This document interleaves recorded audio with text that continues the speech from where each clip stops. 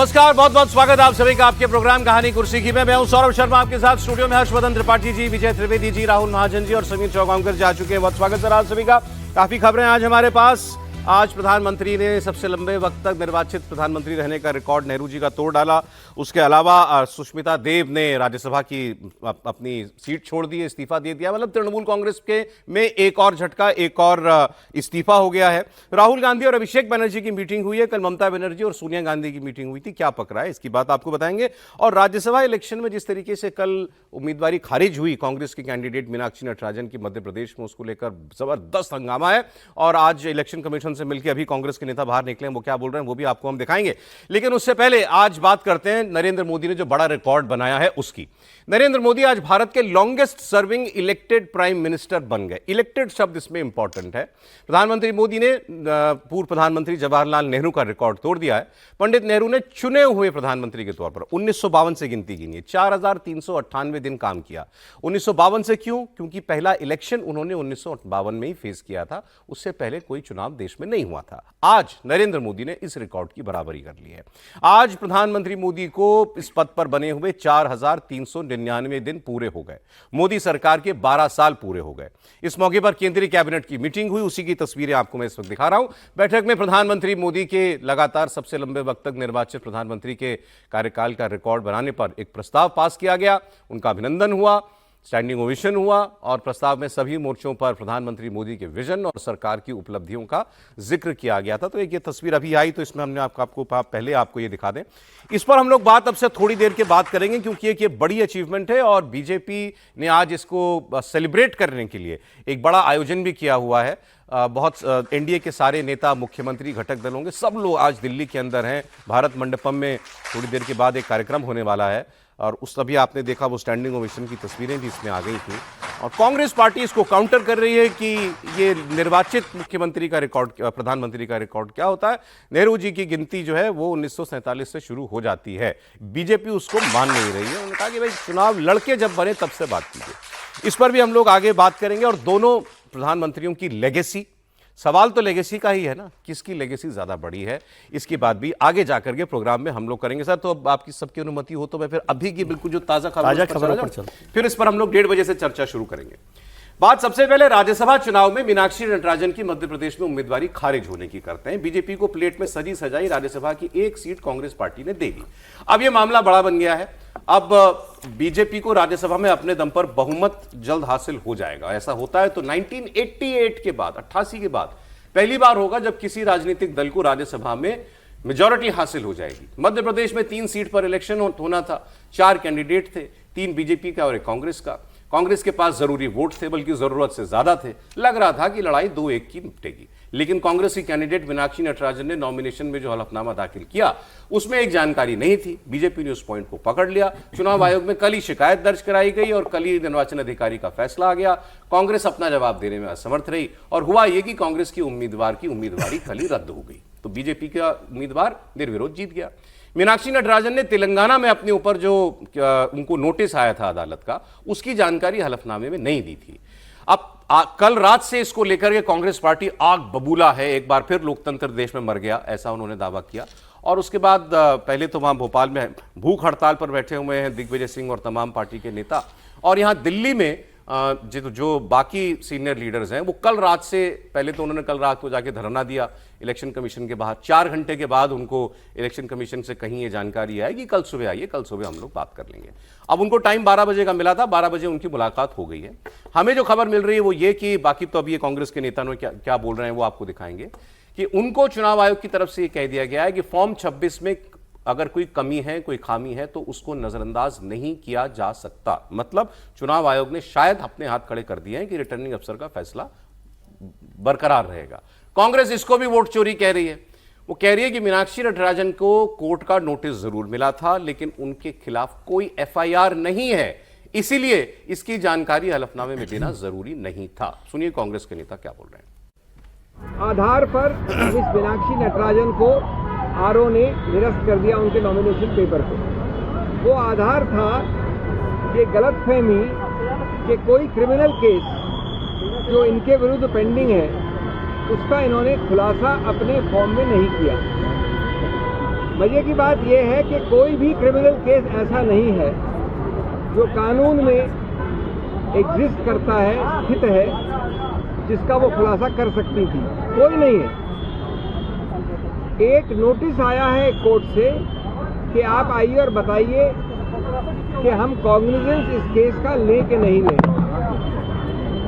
ये पहली कक्षा का कानूनी विद्यार्थी जानता है कि कॉग्निजेंस यानी संज्ञान लेना एक प्राथमिक स्टेज होती है मैजिस्ट्रेट द्वारा, और वो इसलिए ली जाती है कि मैं ये निर्णय करूं कि ये केस आगे चलना चाहिए कि नहीं।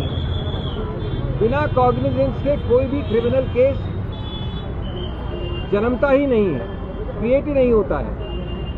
और उसमें हमने अंतिम ये कहा कि आपके पास ये पूरा अधिकार क्षेत्र है, यानी चुनाव आयोग के पास ये कहने की आवश्यकता नहीं है कि आप जाइए कोर्ट कचहरी या आप रुकिए 3, 4, 5 साल तक, दूसरा गलत व्यक्ति चुनावित हो जाए, ये पहली बार हट जाए, 3 साल 4 साल बाद आप आइए चुनाव याचिका में जाके।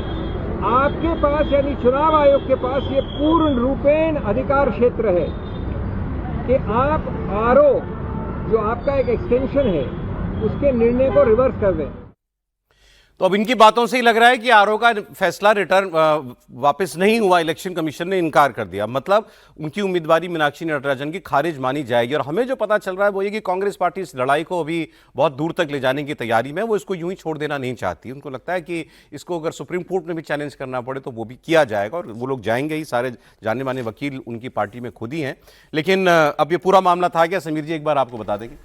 निश्चित रूप से कल ये बड़ा नाटक हुआ मध्य प्रदेश विधानसभा में, जब शाम को स्क्रूटनी हुई तो भारतीय जनता पार्टी के जो दोनों उम्मीदवार थे उन दोनों का, जो रजनीश अग्रवाल और तरुण चुग, उनके जो नॉमिनेशन था वो प्रॉपर पाए गए। और जब मीनाक्षी नटराजन की बारी आई तो भारतीय जनता पार्टी ने आपत्ति दर्ज कराया। भारतीय जनता पार्टी ने कुछ पेपर सबमिट करे और ये कहा कि भाई तेलंगाना हैदराबाद में मीनाक्षी नटराजन के खिलाफ एक नोटिस जारी हुआ था और उस नोटिस की जानकारी मीनाक्षी नटराजन ने नहीं दी है और उसका उन्होंने जवाब भी दिया था। इसका मतलब यह नहीं कहा जा सकता कि उनके संज्ञान में नहीं था, उनके संज्ञान में था, इसलिए उनके वकील ने उसका जवाब दिया था। मीनाक्षी नटराजन ने इसकी जानकारी सुनाई। जब रिटर्निंग ऑफिसर ने पूछा मीनाक्षी नटराजन से तो वो घबरा गई, वो बाहर गई। बाहर जाकर उन्होंने जीतू पटवारी सबको फ़ोन किया, सब लोग आए, वहाँ पर बहसबाजी हुई, धक्का मुक्की हुई, वहाँ पर आपस में ये कहते हैं कि वह गाली गलौज रिटर्निंग ऑफिसर से वहाँ पर की गई। और फिर शाम को बैठक हुई, आधा घंटा तमाम चर्चाओं के बाद रिटर्निंग ऑफिसर ने उसे खारिज कर दिया। अब रिटर्निंग ऑफिसर की तरफ से तो ये मामला क्लोज हो चुका है। अब इनके पास चुनाव आयोग का एक ऑप्शन है कि चुनाव आयोग इसमें क्या करता है, लेकिन जो लॉ है उसमें ये कहा जाता है कि रिटर्निंग ऑफिसर ने जो फैसला ले लिया है उसे चुनाव आयोग भी बदल नहीं सकता। मतलब चुनाव आयोग ने कोई पॉजिटिव रिप्लाई दिया होता तो बता ही देते। हाँ, वो बदल नहीं सकता। रिटर्निंग ऑफिसर अधिकारी है जो ये तय करता है वहां को लेकर। लेकिन आज भास्कर ने भी एक बहुत अच्छी स्टोरी करी। भास्कर ने वहां पे भगवान देव इसरानी है, पूर्व प्रमुख सचिव विधानसभा है, शिवराज सिंह चौहान के काफी करीबी थे, उनका बयान आया है। उसमें उन्होंने कहा है कि भाई इस तरीके से छोटी गलतियां तो अक्सर होती रहती है और मेरे समय भी कई उम्मीदवार जो राज्यसभा के लड़े ऐसे कॉलम छूट जाते थे और हम बुला के उनसे कहते थे भाई आपके कॉमन छूट गया है, इस पे आप अभी समय रहते आप भर दीजिए, हम आपको आज का समय देते हैं, या कल आके इसको आप 11 बजे तक भर दीजिए। उनका यह कहना है भगवान दास इसरानी का कि ये ऐसा मामला नहीं कि जिसके आधार पर तुरंत रिटर्निंग ऑफिसर तत्काल फैसला ले।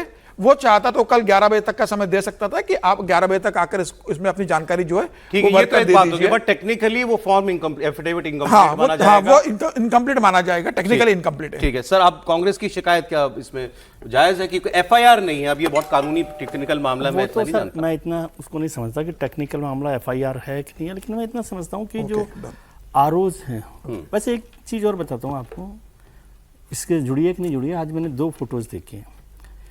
एक फ़ोटो चल रही सोशल मीडिया पर ही हैं दोनों।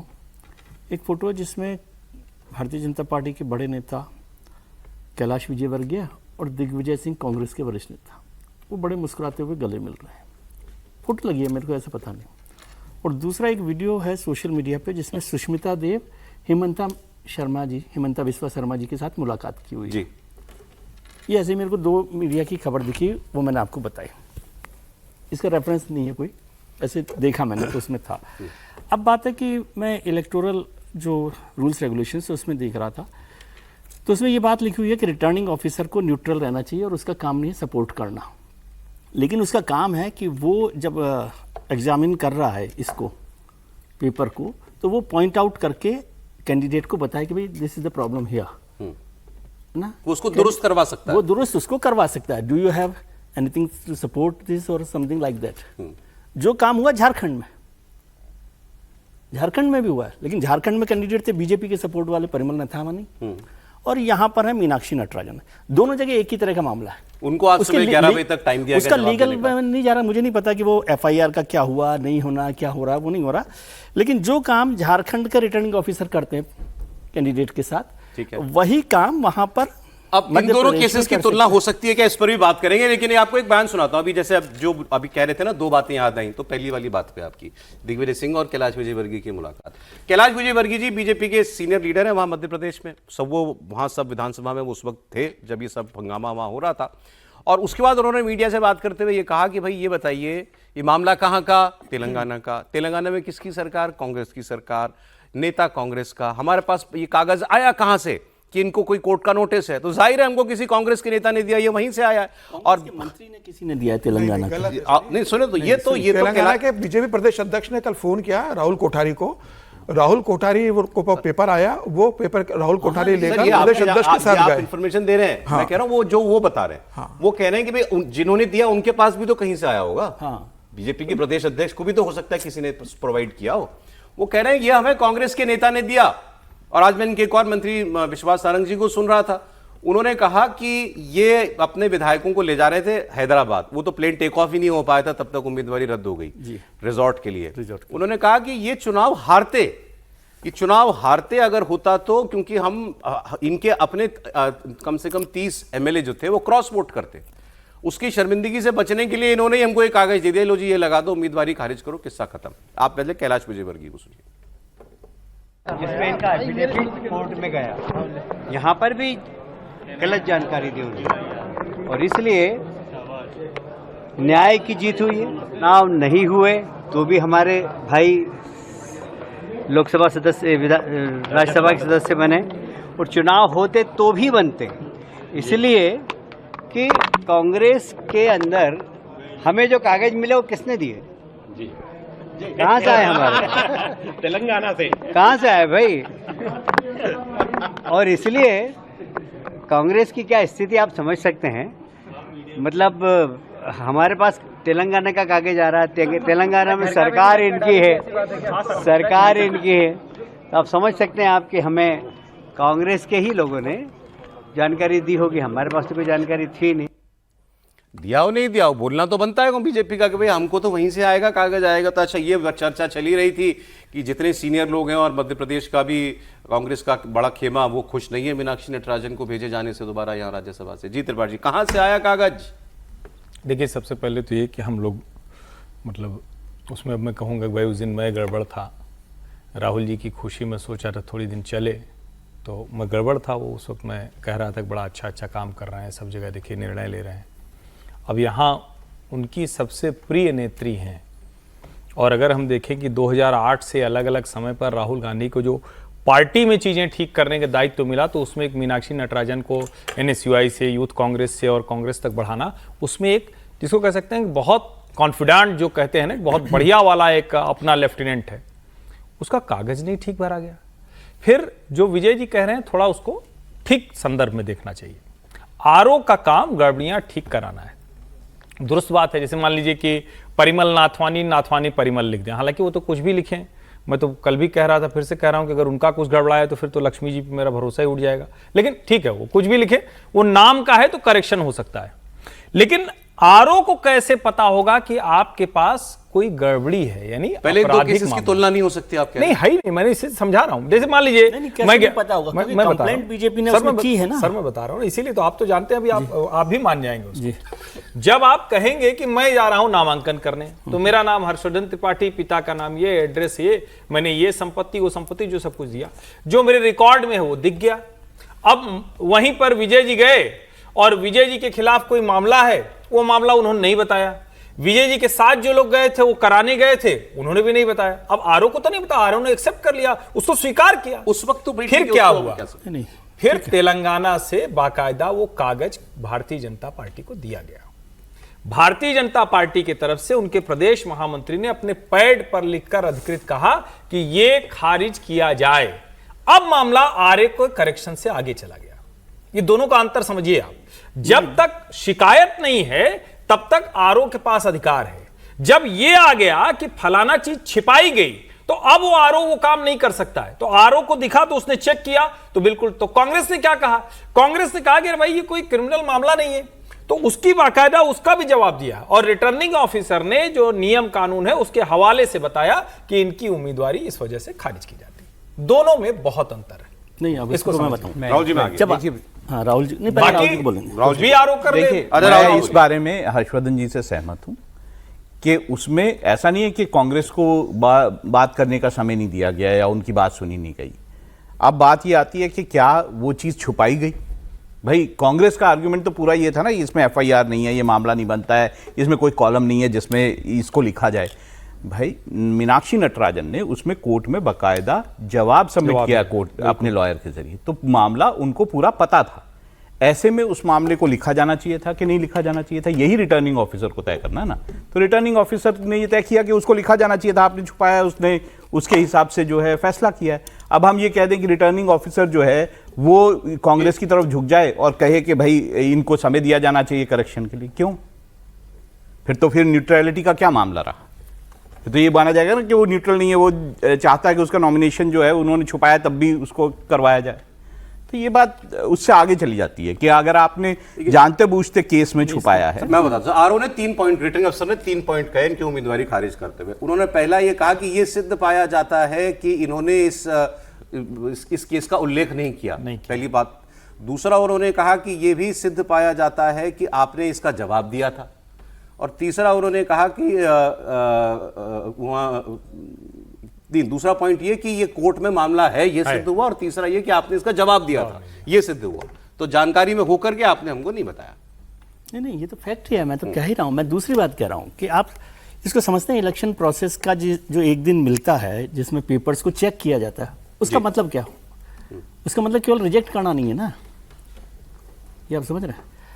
आरओ को क्या कर सकते थे कि आरओ जो भी उनके ऑफिसर होंगे, जो भी उनके साथ होंगे, या मीनाक्षी खुद होंगी, जो भी है, उसमें कोई इंपॉर्टेंट बात नहीं कि मीनाक्षी नटराजन रहे या जो उनका रिप्रेजेंटेटिव है, उनसे वो क्रॉस चेक कर सकते थे कि भाई ये कंप्लेंट यहाँ पर है, ठीक है, क्या आपने इसमें जानकारी दी है, नहीं दी है, गलत है, सही है, ये काम होता है। इलेक्शन कमीशन लेकिन हाँ, वो आप उसको देखना चाहिए। लेकिन एक इंटरेस्टिंग चीज, आप एक और चीज समझिए ना इसको। मजेदार मामला सुन लीजिए परिमल नथवानी का। कांग्रेस प्रत्याशी के विधायक नमन बिक्सन लोकोनावड़े ने रिटर्निंग ऑफिसर को विधानसभा के प्रभारी सचिव रंजीत प्रसाद को लिखित रूप से आपत्ति दर्ज कराई। आपत्ति क्या दर्ज कराई? वर्ष 2008 में राज्यसभा चुनाव के नामांकन पद पर नाम परिमल नाथवानी है, जबकि 2026 में नाथवानी परिमल लिखा है, नंबर 1। दूसरी आपत्ति दर्ज कराई, जिस कंपनी में वे डायरेक्टर है उसकी सूचना उन्होंने नहीं दी। तीसरा, अपने बारे में व्यक्तिगत जानकारी साझा नहीं की, जो फॉर्म 26 का उल्लंघन है। चौथा, अविभाजित परिवार के बारे में अधूरी जानकारी दी है। पांचवा, धर्म किसी मामले में सजा और व्यावसायिक मामलों की जानकारी का जो कॉलम है वो अधूरा छोड़ा है। इस पर नथवानी का बयान आया है कि कांग्रेस विधायक ने जो आपत्ति दर्ज कराई थी, उस आपत्ति पर मेरे वकील कल सुबह 11 बजे जाकर सारी जानकारी भर। चलिए, अब अच्छी आप बताइए त्रिपाठी जी, आपत्ति वहां भी हुई जो आप कह रहे थे कि यहाँ पर शिकायत हुई, शिकायत वहां भी हुई, वहां शिकायत के बाद टाइम दिया गया, यहाँ शिकायत के बाद कैंसिल कर दिया गया। कह रहा हूं, रिटर्निंग ऑफिसर क्या करेगा ये तो वही तय करेगा, लेकिन ये दोनों मामले अलग हैं। अभी भी अगर कोई ऐसी जानकारी है, इसमें भी जो जानकारी समीर जी ने बताई, परिमल नाथवानी का नाथवानी परिमल हो गया, किसी डायरेक्टरशिप की बात कर रहे हैं, और जाहिर अगर वो है तो वो भी करना चाहिए, इसमें क्या दिक्कत है? नहीं, वो तो दूसरा मुद्दा है। लेवल प्लेइंग फील्ड की बात, लेवल प्लेइंग फील्ड की बात। मैं इसमें शिकायत वहां भी थी तो इनकम्प्लीट मान लीजिए वो क्रिमिनल केस है जिसमें नहीं हो सकता तो कर दे खारिज। बात तो केवल लेवल प्लेइंग फील्ड की है। यहाँ पे हो रही थी कि कांग्रेस को समय दिया गया था ना, हाँ, बस ये बात है करने का। कांग्रेस ने समय लेकर क्या ये बोला कि अच्छा हम भर देते हैं इसको? कांग्रेस ने ये नहीं किया। ऐसा नहीं है। कांग्रेस ने ऐसा नहीं किया कि हम इसको भर देते हैं, ये केस है। इलेक्शन कमीशन उनका आर्गुमेंट हमेशा ये था, बीजेपी की कंप्लेंट को मानकर उसको खारिज किया। विजय जी, कांग्रेस का हमेशा से आर्गुमेंट ये था कि ये केस नहीं बनता, इसके लिए ये कॉलम नहीं है। वो बाद की बात है सर। दूसरी बात, एक और इंटरेस्टिंग बात इसका पॉलिटिकल डेवलपमेंट में बताऊं आपको कि भाई ये खबर, इसका मतलब ये नहीं है ना कि ये भारतीय जनता पार्टी को कांग्रेस ने दिया। मैं तो बता ही रहा हूं आपको कि वहां पर तेलंगाना के कुछ मंत्री जो रेड्डी साहब के साथ नहीं है, एक आध लोग नाराज होती हैं सब जगह, उन्होंने ये दिया था बीजेपी को, ऐसा बताया गया। लेकिन ये जानकारी बीजेपी को पहले मिल गई। मैं को इसको लीगल एंगल नहीं है, ये पॉलिटिकल एंगल की बात बता रहा हूँ कि वो मिल गई। उसके बाद ये तय हुआ कि एक और कैंडिडेट खड़ा किया जाए, नहीं तो जिस पार्टी के पास एक्स्ट्रा वोट के साथ हाँ, ये MLA बीजेपी हो, के पास इंफॉर्मेशन तो आ गई पहले, तभी पहले आ तीसरा गई, तब कैंडिडेट उन्होंने दिया तीसरा गया। कैंडिडेट चलिए सर, निकाला। आगे की मजेदार ये सर, इस झारखंड पर में तो आप देखिए सर, झारखंड में जब चुनाव- आपत्ति दर्ज की तो परिमल नथानी वहां थे नहीं, वो गए, उनसे कहा रिटर्निंग ऑफिस नहीं, तो सारी उन्होंने कहा बातें आ साहब मेरा गई, वकील है आपकी नहीं, भी। आप मुझे कल 11 बजे तक का समय चुनाव दीजिए, आयोग, मेरा वकील आकर चुनाव- जानकारी ये भर बात देगा। झारखंड वाली बात भी चुनाव आयोग में जाके कांग्रेस के नेताओं ने बोली होगी, ये वहां भी बताया गया होगा अंदर जाके हाँ, कि वही वहां तो। पर ऐसा किसी ऐसे मामले में आपने क्यों उनको मौका दिया। वही कह रहा हूं। तो अब इलेक्शन कमीशन का फिर फॉर्मल रिप्लाई आ जाए एक बार और फिर देखते हैं वैसे कांग्रेस यदि क्या आपके करती है। कर्नाटक में कोई वो हैं अपने मित्र, तो साहब, उनसे भी आपने पूछो। बता दिया जब कांग्रेस ने दिया कागज तो फिर क्या रह गया। नहीं कुछ नहीं, बचता है फिर? कर्नाटक की बात कर रहा हूँ। कर्नाटक को ऐसे मतलब स्मूथ मत समझिए, भी बहुत कुछ वहां पर भी चल रहा है। अच्छा इसलिए ठीक मैंने है, आगे उसकी बात कर लेंगे सर। देखिए अब समय भी ब्रेक का होने जा रहा है, लेकिन खबर बताता चलूं, लेकिन मैं आपको फिर आगे इस पर और डिटेल में बात कर लेंगे। ममता बनर्जी की विधानसभा में करारी हार के बाद मुसीबतें खत्म नहीं हो रही हैं, एक के बाद एक उनके करीबी साथ छोड़ रहे हैं। अब टीएमसी की राज्यसभा के एक और सांसद का इस्तीफा, सुष्मिता देव ने इस्तीफा दे दिया है। इस्तीफे के बाद सुष्मिता देव ने असम के मुख्यमंत्री हेमंत बिश्व शर्मा के साथ मुलाकात भी की है। इससे पहले टीएमसी के एक और सांसद, राज्यसभा की बात कर रहा हूं मैं, सुखेंदु शेखर रॉय, उन्होंने भी इस्तीफा दिया था। और कोयल मलिक एक तीसरी नाम चल रहा है, उनका इस्तीफा भी कभी भी हो सकता है। और सुष्मिता देव ने इस्तीफे के बाद कहा कि मेरी मुख्यमंत्री से मुलाकात के साथ जोड़ करके इसको अपना देखिए। सुष्मिता देव पुरानी कांग्रेसी, ये भी राहुल गांधी की कोर टीम में संतोष मोहन देव की बेटी है। संतोष मोहन देव कांग्रेस के पुराने बड़े कांग्रेस असम के के नेता नेता की होते बेटी थे। हैं। और यहाँ से आपको गई, यदि यहाँ याद हो, से मैंने वो TMC में जिक्र गई, किया अब था। टीएमसी में अब रास्ता साफ है, अब ये बीजेपी में ही आएंगी। हमने आपको पहले ही बताया था, लोकसभा और राज्यसभा में टूट के दो अलग अलग तरीके हैं। लोकसभा वाले एक साथ एक मुश्त 2/3 जा रहे हैं अलग गुट बना करके, और राज्यसभा वाले इस्तीफा दे करके फिर बीजेपी के टिकट पर चुन के आएंगे राज्यसभा में, जैसा पहले उड़ीसा में हुआ है। तो अब ये दूसरा नाम तो कंफर्म हो गया, तीसरे की तैयारी है और पीछे 2-3 और वो हो लाइन ही में गया लगे हुए confirm। राज्यसभा के। ये हमारे पास जानकारी है, 13 राज्यसभा सांसद हैं। सुष्मिता देव ये कह रही हैं कि मैंने इस्तीफा दे दिया और मुझे किसी का सर्टिफिकेट नहीं चाहिए कि मैंने क्यों दिया। प्रिवी टू दिस कि कौन क्या कर रहा है, मैं उस पर प्रिवी नहीं हूँ। और frankly speaking, I am not directly involve in Bengal politics, I am from Assam. आज के दिन तो मैं मुक्त हूँ, इंडिपेंडेंट हूँ, I am a free woman.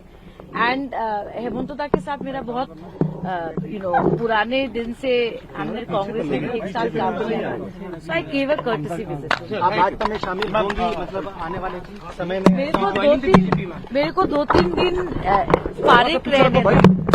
Let me be on a few days sabbatical. That's all I do. गजब ही बात कर देते हैं नेता लोग। Let me be on a 2 days sabbatical, 2 दिन की छुट्टी, Sabbatical बहुत बड़ा है, 2 दिन की 2 दिन छुट्टी की। चाहिए मुझे, नहीं, किसी को आपको सर्टिफिकेट मैंने नहीं देना है, और मुझे बंगाल की पॉलिटिक्स से कोई लेना देना नहीं, मैं तो असम की हूँ।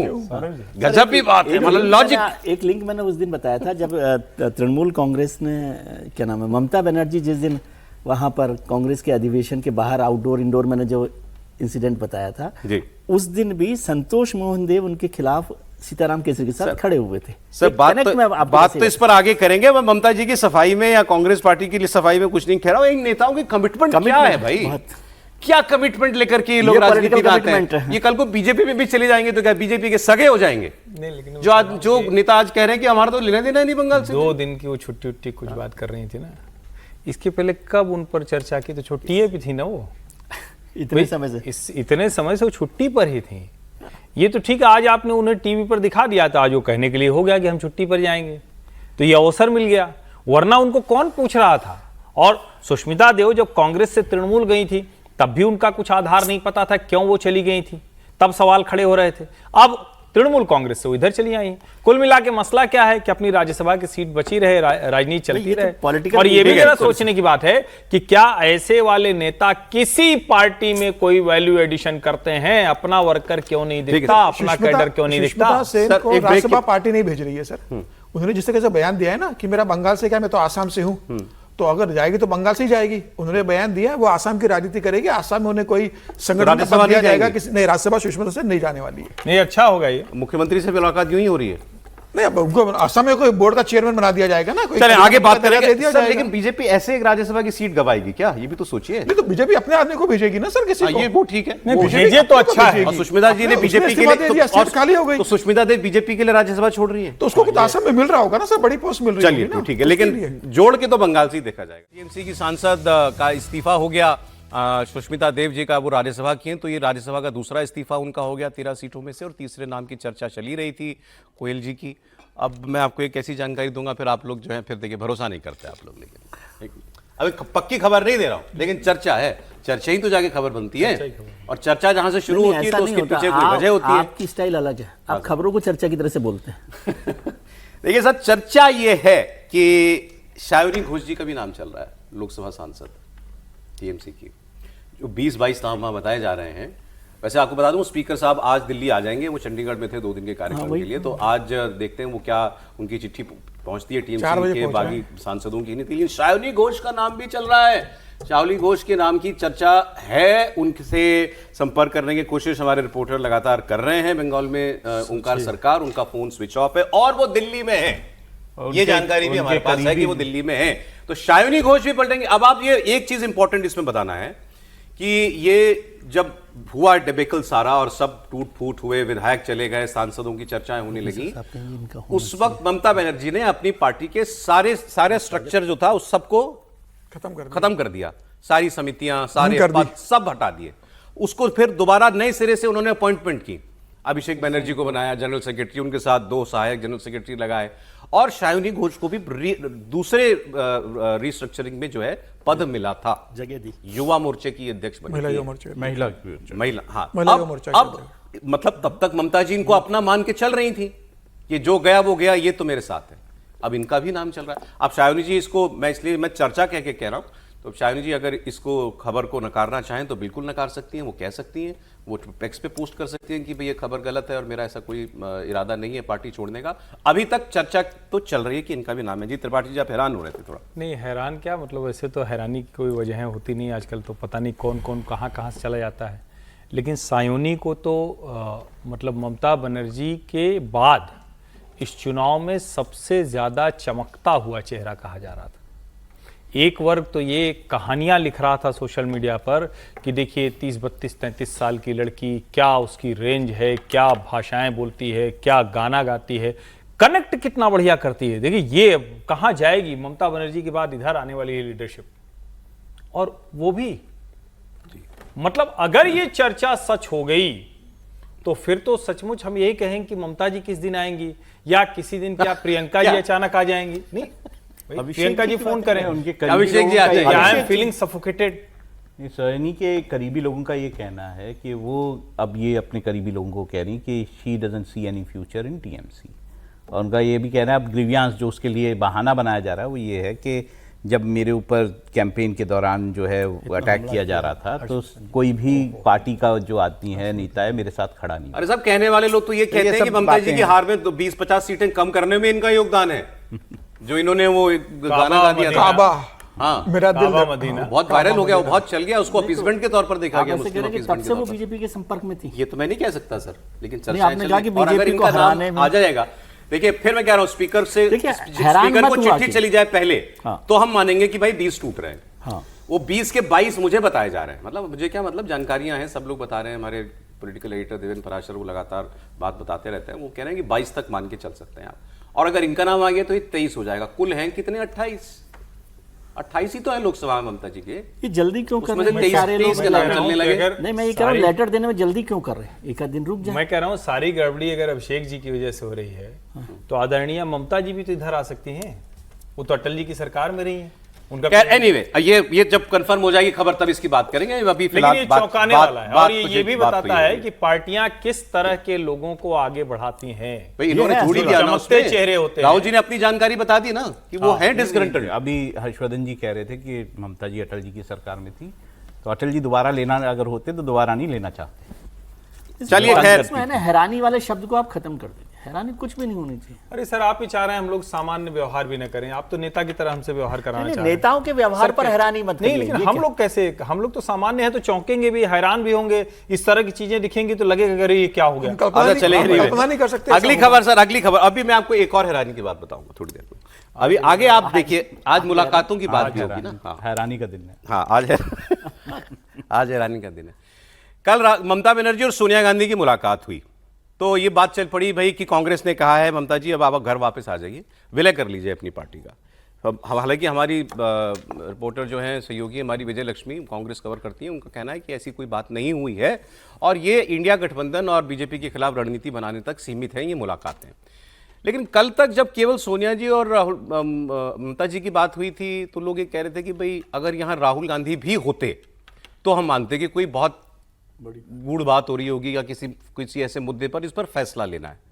अब वो भी आज हो गया, अब अभिषेक बनर्जी और राहुल गांधी की मुलाकात भी हो गई, तो फिर कोई ऐसी बात है क्या जिसमें कोई निर्णय लिया जाना है। दूसरा ये चल रहा है कि ममता जी शायद इंडिया गठबंधन की संयोजक बनना चाहती हैं, कन्वीनर बनना चाहती हैं, जो उन्होंने नीतीश कुमार को नहीं बनने दिया था, जिसकी वजह से नीतीश कुमार पहले पार्टी थे, पहले नेता जो टूट करके अलग हो गए थे। जिन्होंने इंडिया गठबंधन बनाया वही अलग हो गया था सबसे पहले, और अब उस पोजीशन पर जाना चाहती है ममता बनर्जी। ये चर्चाएं भी चल रही है। अभिषेक जी देखिए अंदर जा रहे हैं, कितने साधारण लगते हैं ऐसे साधारण मनुष्य, ठीक तो, लेकिन अब उन्हीं की वजह से लोग कह रहे हैं पार्टी खत्म हो गई। तो क्या पकड़ा है समीर जी? नहीं, मुझे लगता है कि अभी फिलहाल विलय का कोई प्रस्ताव नहीं है और ममता बनर्जी भी इस पर विचार नहीं कर रही है। ठीक है, ये प्रस्ताव मतलब चर्चा चल रहा है कि भाई जिस तरीके से पार्टी टूटी है, अभी ममता बनर्जी मुझे लगता है कि वो 2029 के लोकसभा चुनाव की तैयारी करेगी। वो देखेगी कि अभी 2 साल बाद वो जमीनी स्तर पर अभी कितना जनता का समर्थन उन्हें मिला हुआ है। जो 40% का वोट उन्हें इस विधानसभा चुनाव में मिला, क्या वो लोकसभा के समय रहता है और जो वो लोकसभा में उनको जो 28-29 सीटें मिली थी, क्या अगले लोकसभा चुनाव में वो 5 से 7 सीटें जीतने की स्थिति में आती है?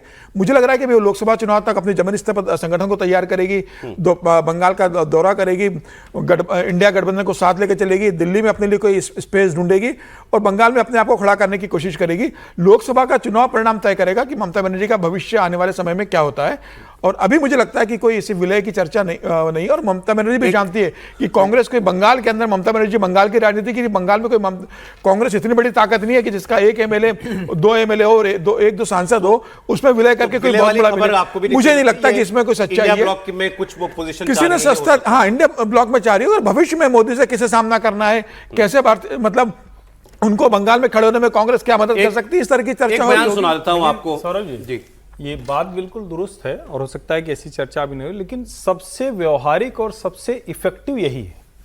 आप तो चाहते ही हैं देश में कोई ना बचे। नहीं, मैं तो कांग्रेस के साथ जोड़ने की बात कर रहा हूं। अभी तो मैं मतलब मुझे थोड़ा कांग्रेस को मजबूत अभी करने मैं की कह रहा हूं सोच रहे हैं। कांग्रेस के साथ जुड़े हैं। तृणमूल कांग्रेस का कोई वैचारिक आधार नहीं है। जिस लड़ाई को लड़ रही थी वो पूरी हो गई, 15 साल सत्ता में रह गई, अब आगे वो कुछ करने की स्थिति में बेहतर होगा कि कांग्रेस के साथ तृणमूल कांग्रेस जुड़ जाए। अच्छा, ठीक अच्छी लड़ाई लड़ पाए। अधीर रंजन चौधरी को मौका मिला हिसाब बराबर करने का। उन्होंने कहा सोनिया जी उदार हृदय है, बड़ी नेता है, उन्होंने तो अपने राजीव जी के हत्यारों तक को दिल से माफ कर दिया। तो ये तो क्या है, तो बहुत छोटी बात है कि ममता जी से कोई नाराजगी हो गई थी, सब बातें कुछ नहीं हो जाता है। और ममता जी के लिए उन्होंने कहा कि ये एक ऐसी कंपनी है जो कि बैंकरप्ट हो रही है, नए इन्वेस्टर ढूंढ रहे हैं।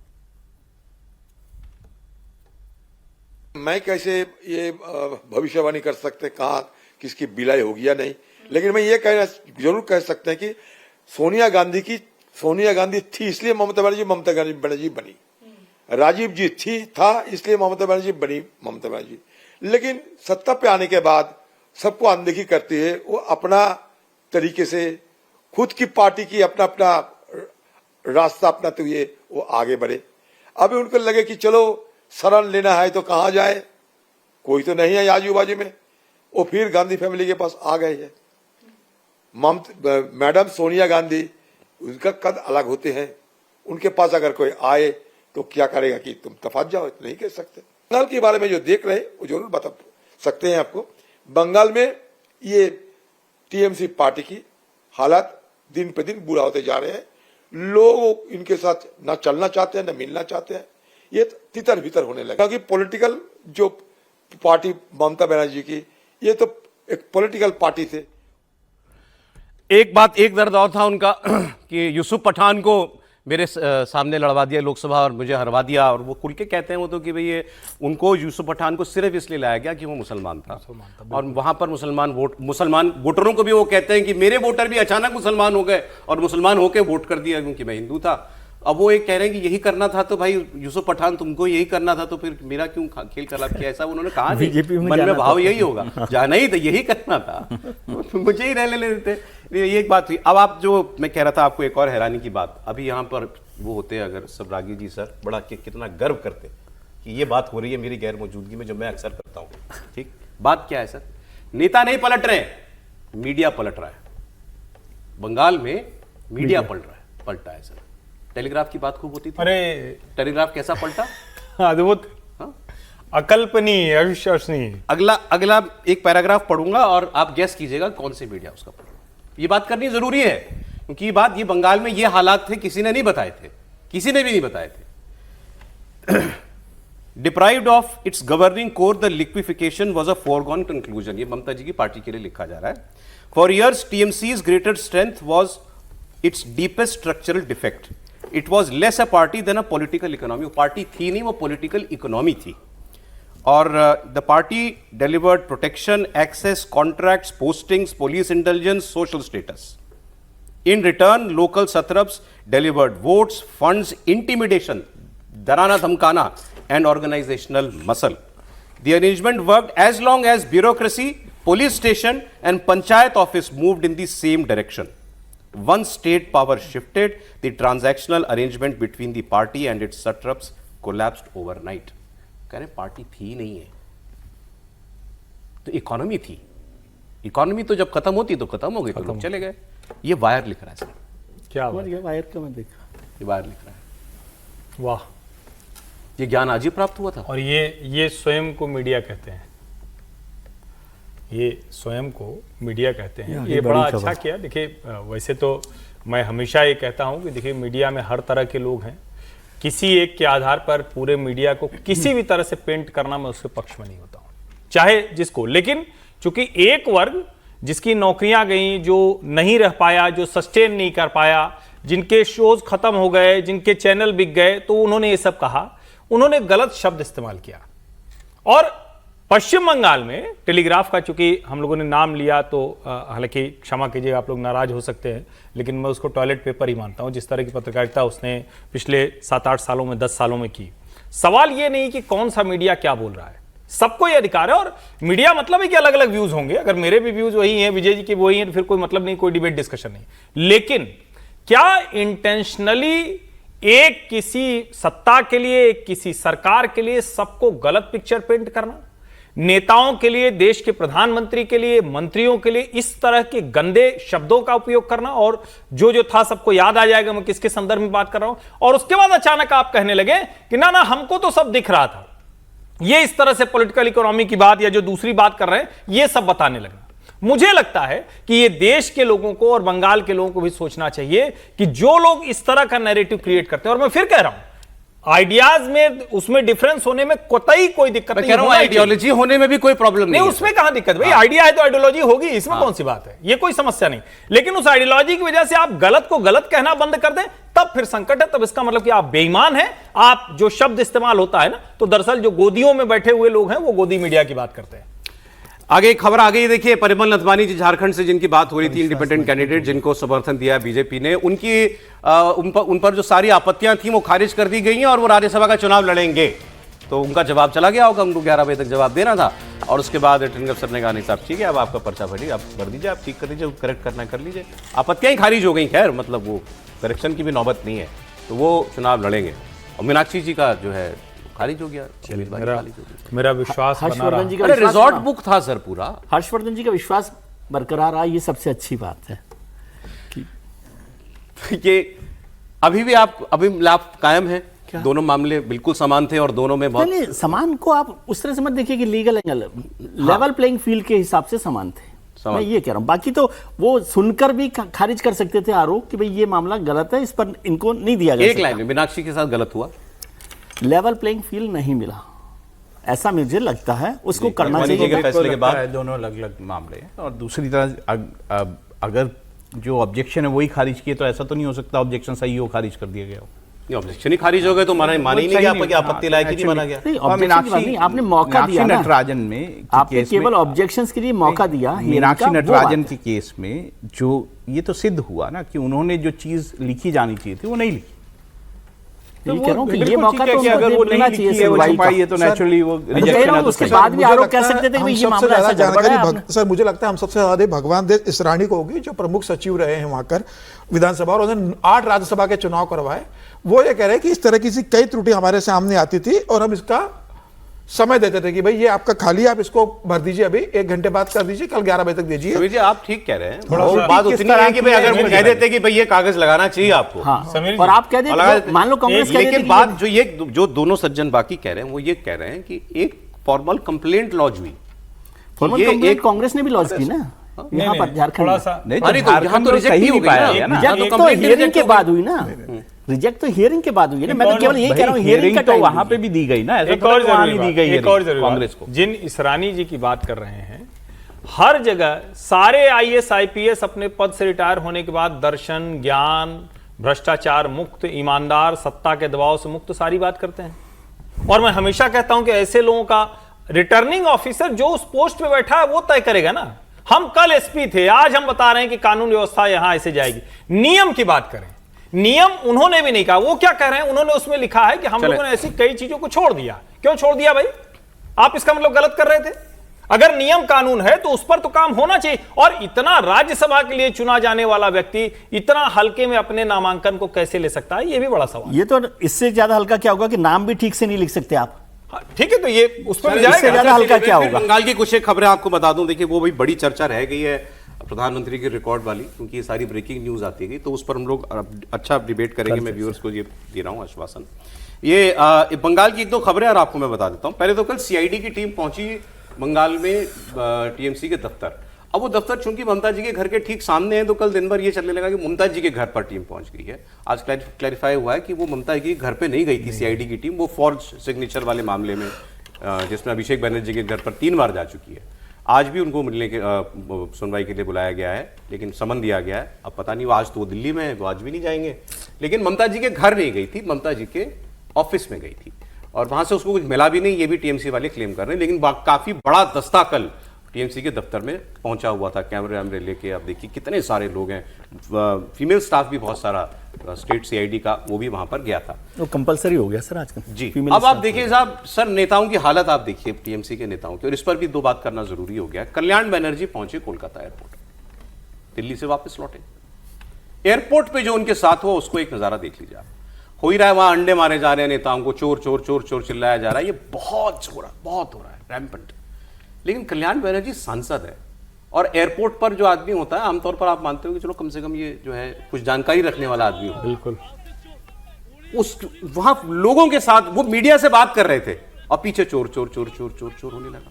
अब वहां तो कोई किसी का कार्यकर्ता नहीं हो सकता, एयरपोर्ट है। आप देखिए वहां क्या हुआ, जरा फुल स्क्रीन दिखा दीजिए, शुरुआत से दिखाइए।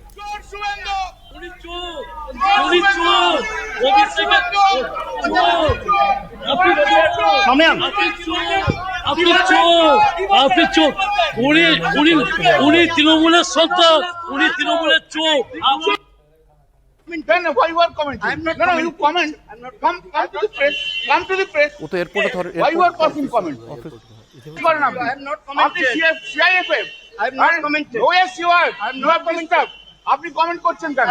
আপনি কমেন্ট করবেন না, সব শুনেছি। শুনুন, কমেন্ট করবেন না, অত পীড় নন আপনারা। कल्याण बनर्जी फिर लोगों से बहस करने लग गए, आम लोगों से ही वो बहस करने लग गए। फिर वो शुभेंदु चोर शुभेंदु चोर शुभेंदु चोर वो अपनी तरफ से चढ़ाने लगे। हाँ ये सुनवाई जय बांग्ला।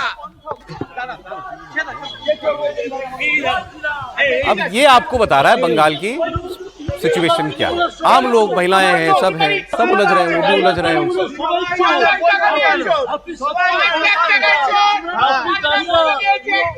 सर ये तो दिख ही रहा है, नतीजा है। और इसको तो कम से कम आप ये नहीं कह सकते, जैसे हमने बंगाल की बहुत सारी सड़कों पे देखा तो ये कहा गया कि बीजेपी के कार्यकर्ताओं ने ये प्लान किया, तो यहाँ तो एयरपोर्ट पे तो कम से कम उस तरह का प्लान तरीके से बीजेपी के कार्यकर्ता आकर उनको नारे लगाएंगे, वो नहीं है।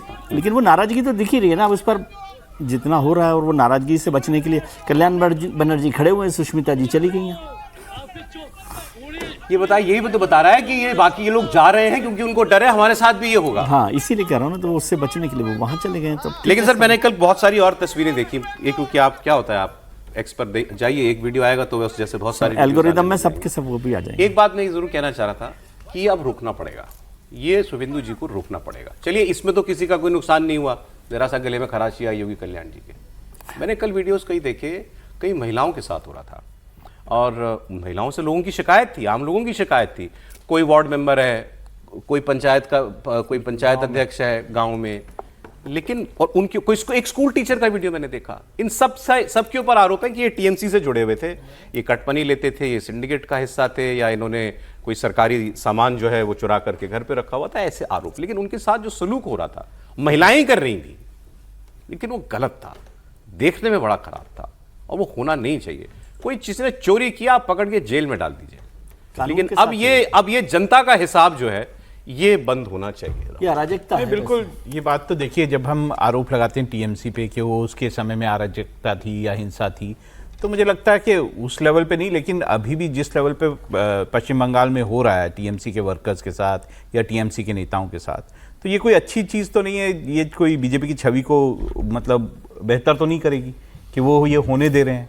अगर लोग भी उसमें इन्वॉल्व हैं तो वो लोगों को फ्री हैंड दे रहे हैं कि अच्छा ऐसा कर लो, और उस पर कार्रवाई कुछ नहीं होती है। तो मुझे लगता है कि आपने बिल्कुल सही कहा कि इसमें अब रोकना चाहिए, सरकार को रोकना चाहिए कि हो गया जितना होना है। अब आप पॉलिटिक्स आपकी है, ठीक है, उसको आगे बढ़ाइए। आपको सरकार तो ये कहेगी भाई हम नहीं कर रहे, तो आम लोग कर रहे हैं। तो सरकार का काम नहीं आम लोगों को रोकना। सरकार का काम ही तो है ही है कि अराजकता को रोके। सड़कों पर अगर अराजकता हो रही है तो वो एडमिनिस्ट्रेशन का काम है कि वो उसको देखे और करे, और उससे इमेज पर भी फर्क पड़ेगा। सरकार को एक बेहतर तरीके से काम करना चाहिए। और आमतौर पर भारतीय जनता पार्टी की सरकारों की इमेज ऐसी नहीं है, देश भर में भी सरकारें बदलती रहती है ना। लेकिन ये था किस हद तक, इसका एक उदाहरण छोटा सा देखिए, ब्रेक पर मैं जा रहा हूं। एक वो साबेसाची दत्ता जो विधाननगर वाले जो थे, पूर्व मेयर, वो आदमी कितना बड़ा खेलबाज होगा, और शब्द क्या बोले, इसका एक अंदाजा, एक मैंने खबर पढ़ी सर, मुझे यकीन नहीं हुआ कि ये नहीं हो सकता, ये नहीं हो सकता।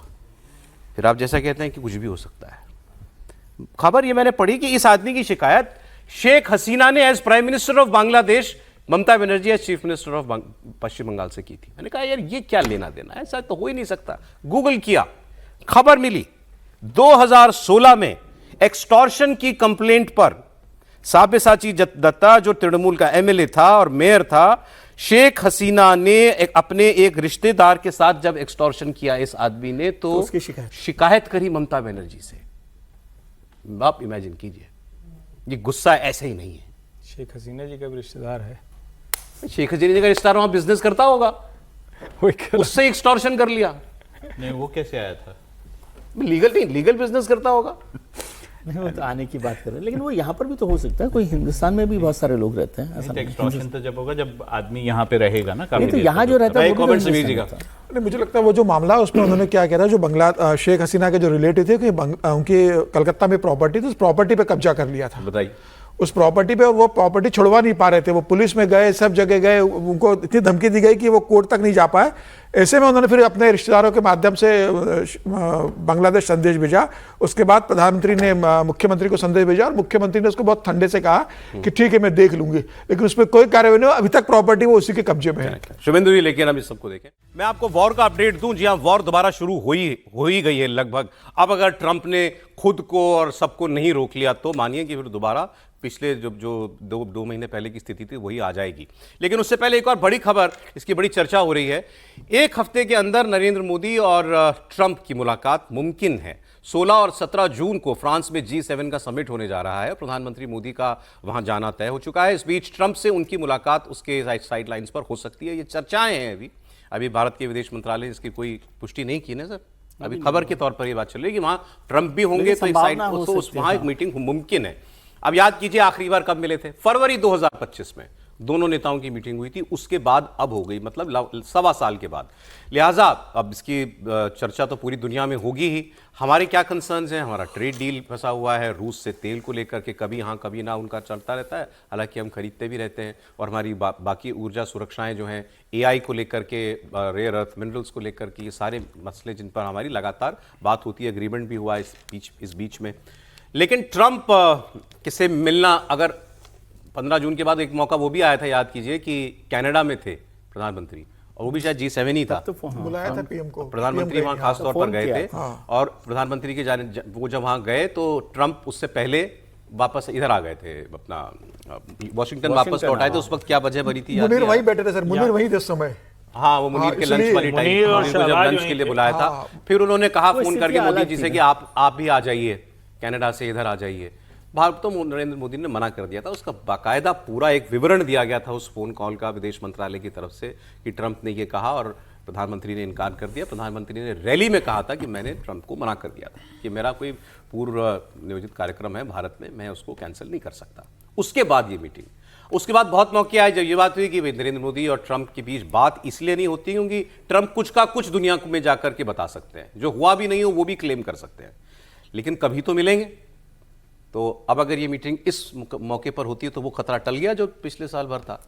पिछले साल वाला जो उस मीटिंग में नहीं गए थे प्रधानमंत्री, या नहीं मुलाकात हुई थी, वो एक वजह तो वो भी थी उस वक्त कि वो आसिम मुनीर और ट्रेड डील का चल रहा था, ट्रेड डील भी चल रहा था, लेकिन आसिम मुनीर और वो सब थे, और वो उस सिचुएशन से अवॉइड करना चाहते थे प्रधानमंत्री की ये घटना हो। और उसको मुझे याद करते हुए याद आता है कि जब कारगिल वॉर चल रही थी जी, तो वहाँ अमेरिकी प्रेसिडेंट ने वाजपेयी जी को फ़ोन करके कहा था, जब 4 जुलाई को क्या नाम उनका, नवाज शरीफ साहब वहाँ थे, और उनका था कि आप यहाँ भी आ जाइए, तो उस दिन भी मना किया था। तो दोनों का एक पाकिस्तान कनेक्शन भी है।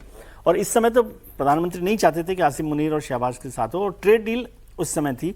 अभी जो पिछले 4 दिन में 5 दिन में काम हुआ है, ट्रेड डील पर कुछ डेवलपमेंट हुआ है, और फिर से ट्रंप साहब को याद आया कि नरेंद्र मोदी जी उनके अच्छे मित्र हैं, कि उन्होंने बताया याद करके। आप तो बार बार बता रहे हैं, तो एक संभावना बनती है, और वो कितने समय तक आप उसको टाल सकते हो, नहीं टाल सकते हो। लेकिन ये मुलाकात तभी होगी कि जब भारत सरकार को इस बात का कोई भरोसा हो कि कोई कॉन्क्रीट कदम उठाया जा रहा है, कुछ डिलीवर होगा। कुछ डिलीवर। त्रिपाठी जी, मुलाकात हो सकती है, तो अगर हो तो फिर क्या बात हो?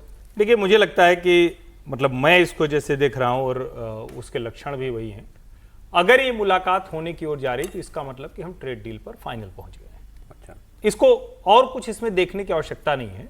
और इसका मतलब ये भी हुआ कि जितनी भी चीजें थी, जो कुछ अभी तक चल रहा था, बीच बीच में तो फिर आ गया था ना कि कौन कौन सी वो लगा रहे हैं टैरिफ, उनका जो कुछ भी चल रहा था लगभग वो सॉर्ट आउट हो गया है। और अब दोनों राष्ट्राध्यक्ष अगर मिलेंगे तो डील फाइनल होगी, उसका ऐलान होगा कि ये फाइनल हो गया है। और फिर वहां के मंत्री के साथ बैठकर, पीयूष गोयल जी बैठकर, वो उसकी जो जिसको कहते हैं ना कि क्या क्या चीजें हैं वो उसको जारी कर देंगे। तो आपको MOU साइन होता हुआ आप कह रहे हैं मीटिंग होगी, मीटिंग तभी होगी जब डील फाइनल हो जाएगी। मीटिंग तभी होगी जब डील फाइनल। मैं पीयूष गोयल जी का बयान भी कुछ देर पहले देख रहा था कि 12% पे कुछ बात हो रही है, कि 12% पे ये डील जो है लगभग फाइनल हो सकती है। तो मुझे लगता है कि आगे बढ़ा होगा मामला, तभी ये बातें आ रही हैं कि वहां पे G7 की समिट में जो है दोनों की मुलाकात हो। हमारे लिए एक और अच्छी खबर है, वहां सुप्रीम कोर्ट ने वो जो $1 लाख का टैरिफ लगा दिया था, फीस H1B वीजा पे, उसको भी खत्म कर दिया है।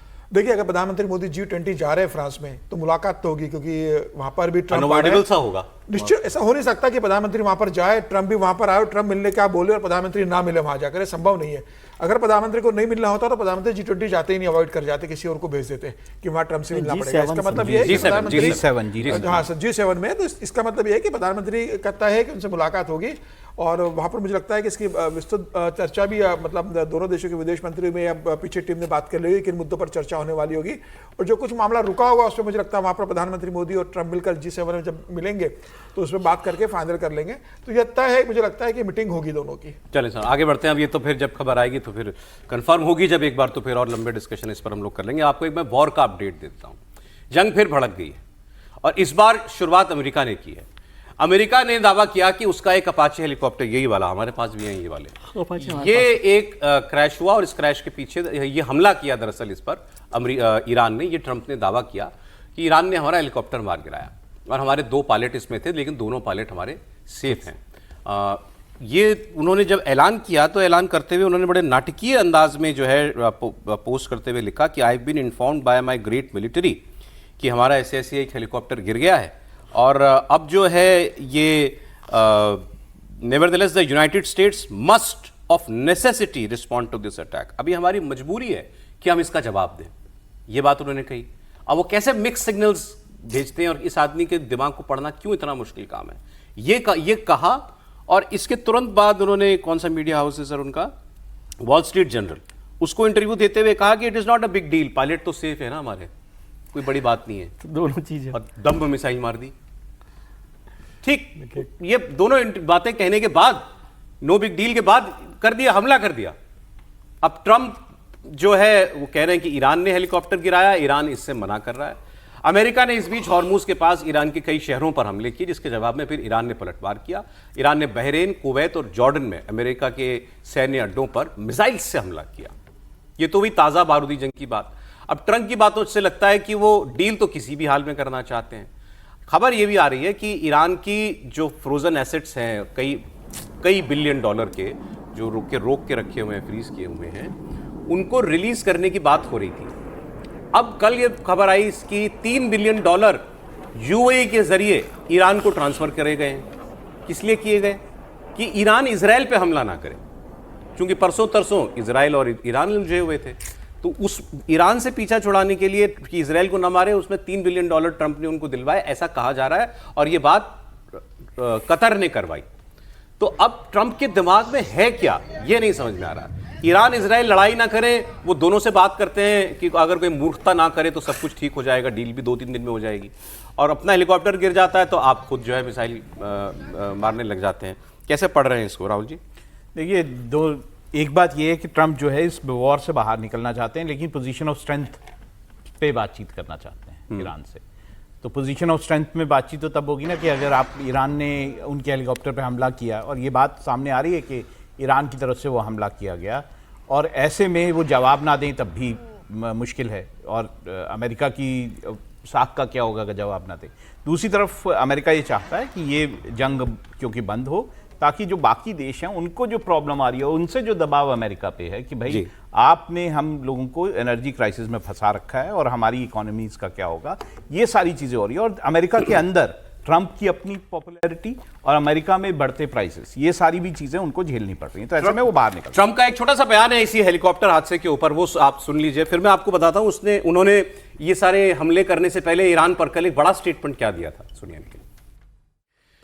ये तो हो गई अब की हेलीकॉप्टर वाले प्रकरण की बात। कल उन्होंने एक बयान ये दिया था कि मैं अगर चाहूं तो बम मार के तबाह कर दूं ईरान को, वो मेरे लिए बड़ा आसान है, लेकिन उससे अच्छा ये होगा कि डील हो जाए, मुझे ये ना करना पड़े।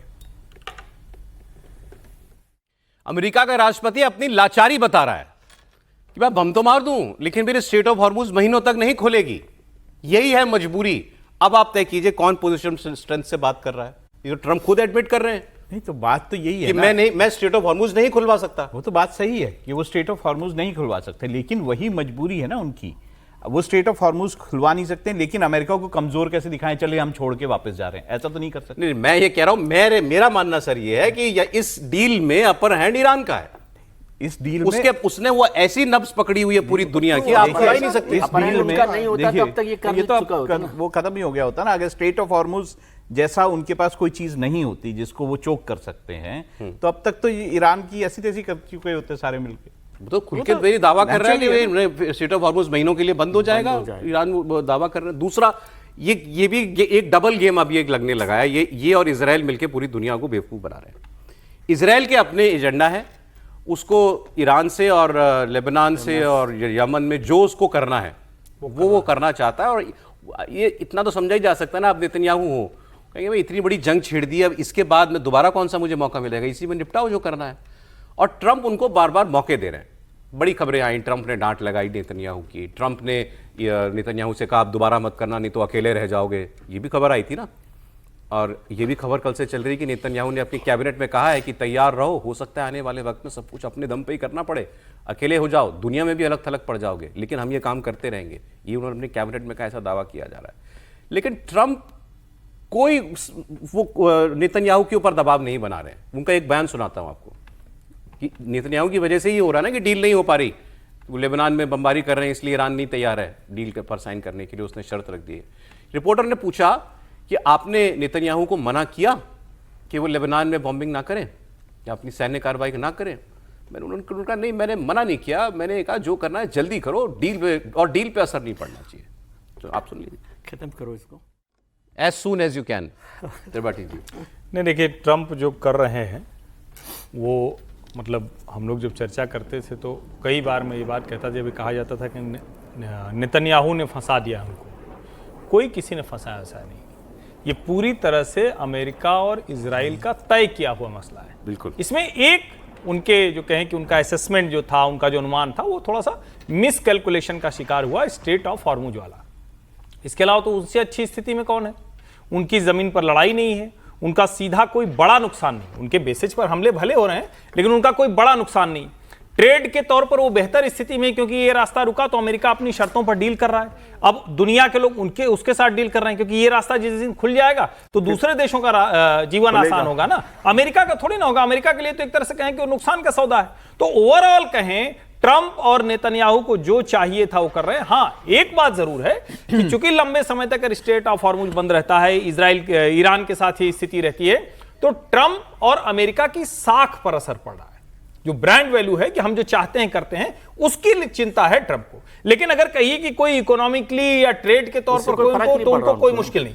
और दूसरा, जब लोग कहते हैं कि इतने $मिलियन वो खर्च कर रहे हैं प्रतिदिन, तो उसका उनको लाभ भी तो हो रहा है ना, क्योंकि दूसरी डील्स उनके खाते में आकर गिरती चली जा रही। अब तो सॉरी, तो मुझे ही लगता है कि नेतन्याहू या ट्रंप, इनको आप अलग अलग मत मानिए। ये वही है कि अच्छा सुनो, मैं अब गुस्सा आ रही होते हैं, हाँ अच्छा ठीक है, तो बाहर कुछ नहीं करेंगे, बस इतना ही है, इससे ज्यादा नहीं। कल से एक बात और चल रही है सर, है ऐसा नहीं है कि अमेरिका जो है वो एनर्जी इंपोर्ट नहीं करता। अमेरिका काफ़ी एनर्जी इंपोर्ट करता है और उसकी एनर्जी इंपोर्ट पे भी इन सब चीज़ों से बहुत असर पड़ता है। और यही कारण है कि वहाँ पर जो कीमतें बढ़ रही हैं, वहाँ पे जो दिक्कतें हो रही हैं, वो इसी कारण से हो रही है। देखिए, अब कल से ये भी चल रहा है कि मामला अटका हुआ क्यों है, कि ट्रंप अगर डील चाहते हैं तो डील करो, खत्म करो।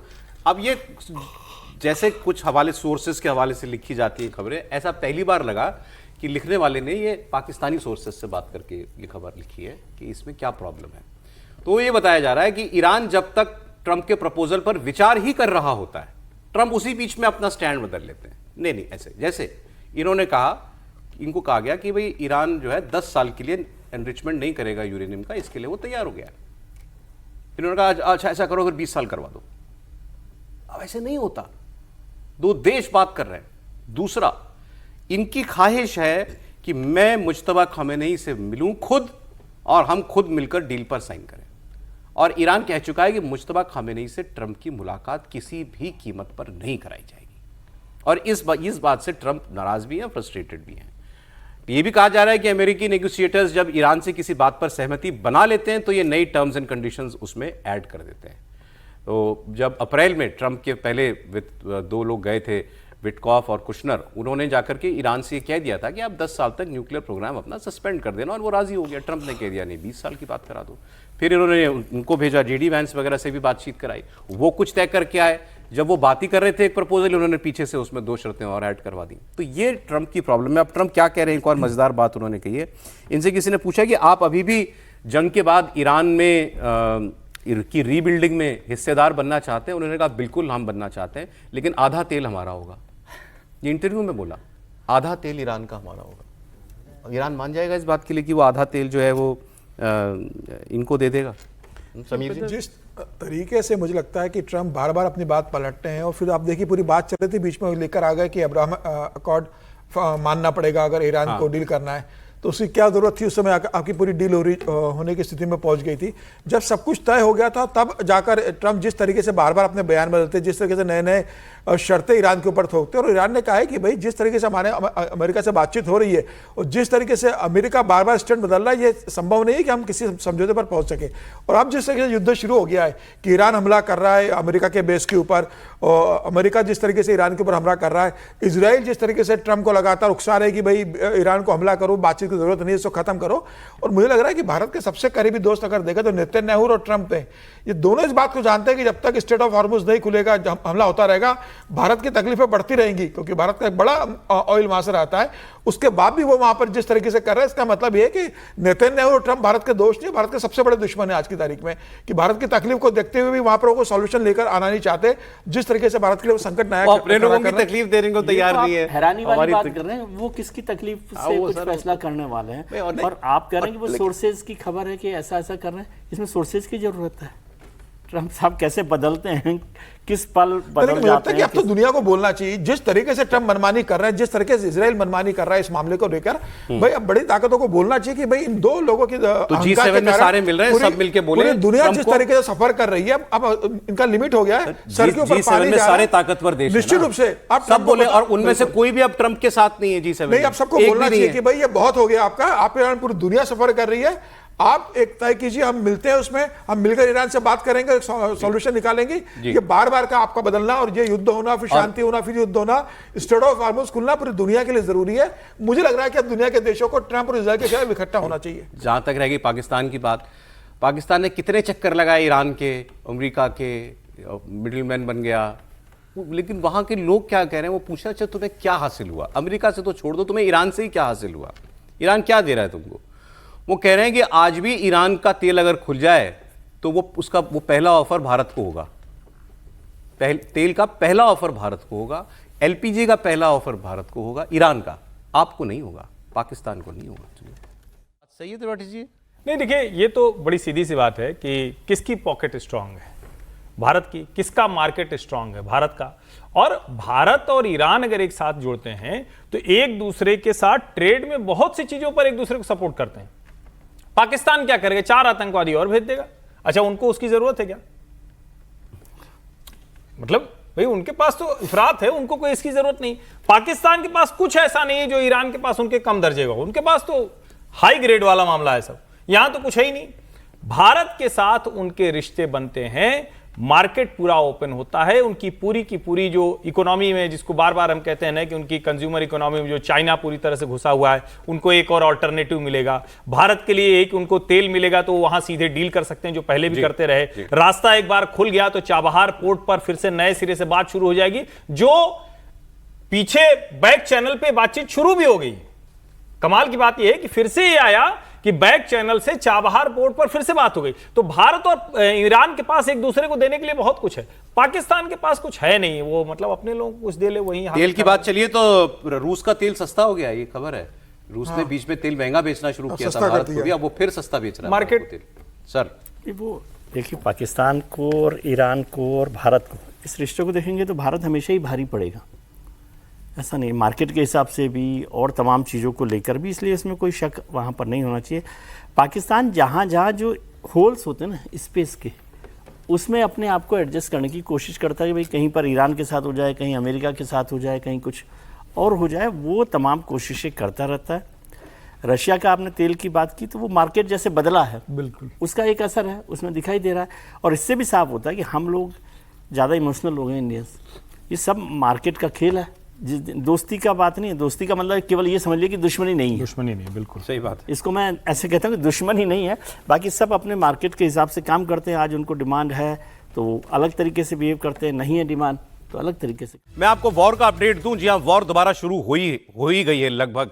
अब अगर ट्रंप ने खुद को और सबको नहीं रोक लिया तो मानिए कि फिर दोबारा पिछले जो दो महीने पहले की स्थिति थी वही आ जाएगी।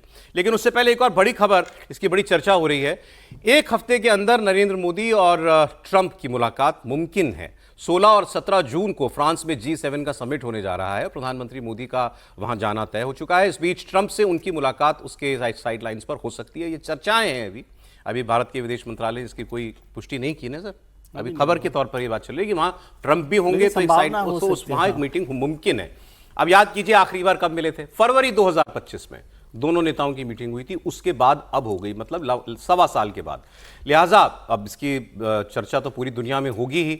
हमारे क्या कंसर्न्स हैं? हमारा ट्रेड डील फंसा हुआ है रूस से तेल को लेकर के, कभी हाँ कभी ना उनका चलता रहता है, हालांकि हम खरीदते भी रहते हैं। और हमारी बाकी ऊर्जा सुरक्षाएं जो हैं, AI को लेकर के, रेयर अर्थ मिनरल्स को लेकर के, ये सारे मसले जिन पर हमारी लगातार बात होती है। एग्रीमेंट भी हुआ इस बीच में। लेकिन ट्रंप से मिलना, अगर 15 जून के बाद एक मौका वो भी आया था, याद कीजिए कि कनाडा में थे प्रधानमंत्री और वो भी शायद G7 ही था। तो हाँ, बुलाया था पीएम को, प्रधानमंत्री PM वहाँ गए, खास तौर पर फोन गए किया थे और प्रधानमंत्री के जाने वो जब वहाँ गए तो ट्रंप उससे पहले वापस इधर आ गए थे, अपना वॉशिंगटन वापस लौट आए थे। उस वक्त क्या वजह बनी थी? मुनीर वहीं बैठे थे सर, मुनीर वहीं थे उस समय। हाँ, वो मुनीर के लंच वाली टाइम, मुनीर और मुनीर को जब शहबाज लंच के लिए बुलाया था, फिर उन्होंने कहा फोन करके मोदी जी से कि आप भी आ जाइए, कनाडा से इधर आ जाइए। भारत तो नरेंद्र मोदी ने मना कर दिया था। उसका बाकायदा पूरा एक विवरण दिया गया था उस फोन कॉल का विदेश मंत्रालय की तरफ से कि ट्रंप ने ये कहा और प्रधानमंत्री ने इनकार कर दिया। प्रधानमंत्री ने रैली में कहा था कि मैंने ट्रंप को मना कर दिया था कि मेरा कोई पूर्व नियोजित कार्यक्रम है भारत में, मैं उसको कैंसिल नहीं कर सकता। उसके बाद ये मीटिंग, उसके बाद बहुत मौके आए जब ये बात हुई कि नरेंद्र मोदी और ट्रंप के बीच बात इसलिए नहीं होती क्योंकि ट्रंप कुछ का कुछ दुनिया में जाकर के बता सकते हैं, जो हुआ भी नहीं हो वो भी क्लेम कर सकते हैं, लेकिन कभी तो मिलेंगे। तो अब अगर ये मीटिंग इस मौके पर होती है तो वो खतरा टल गया जो पिछले साल भर था।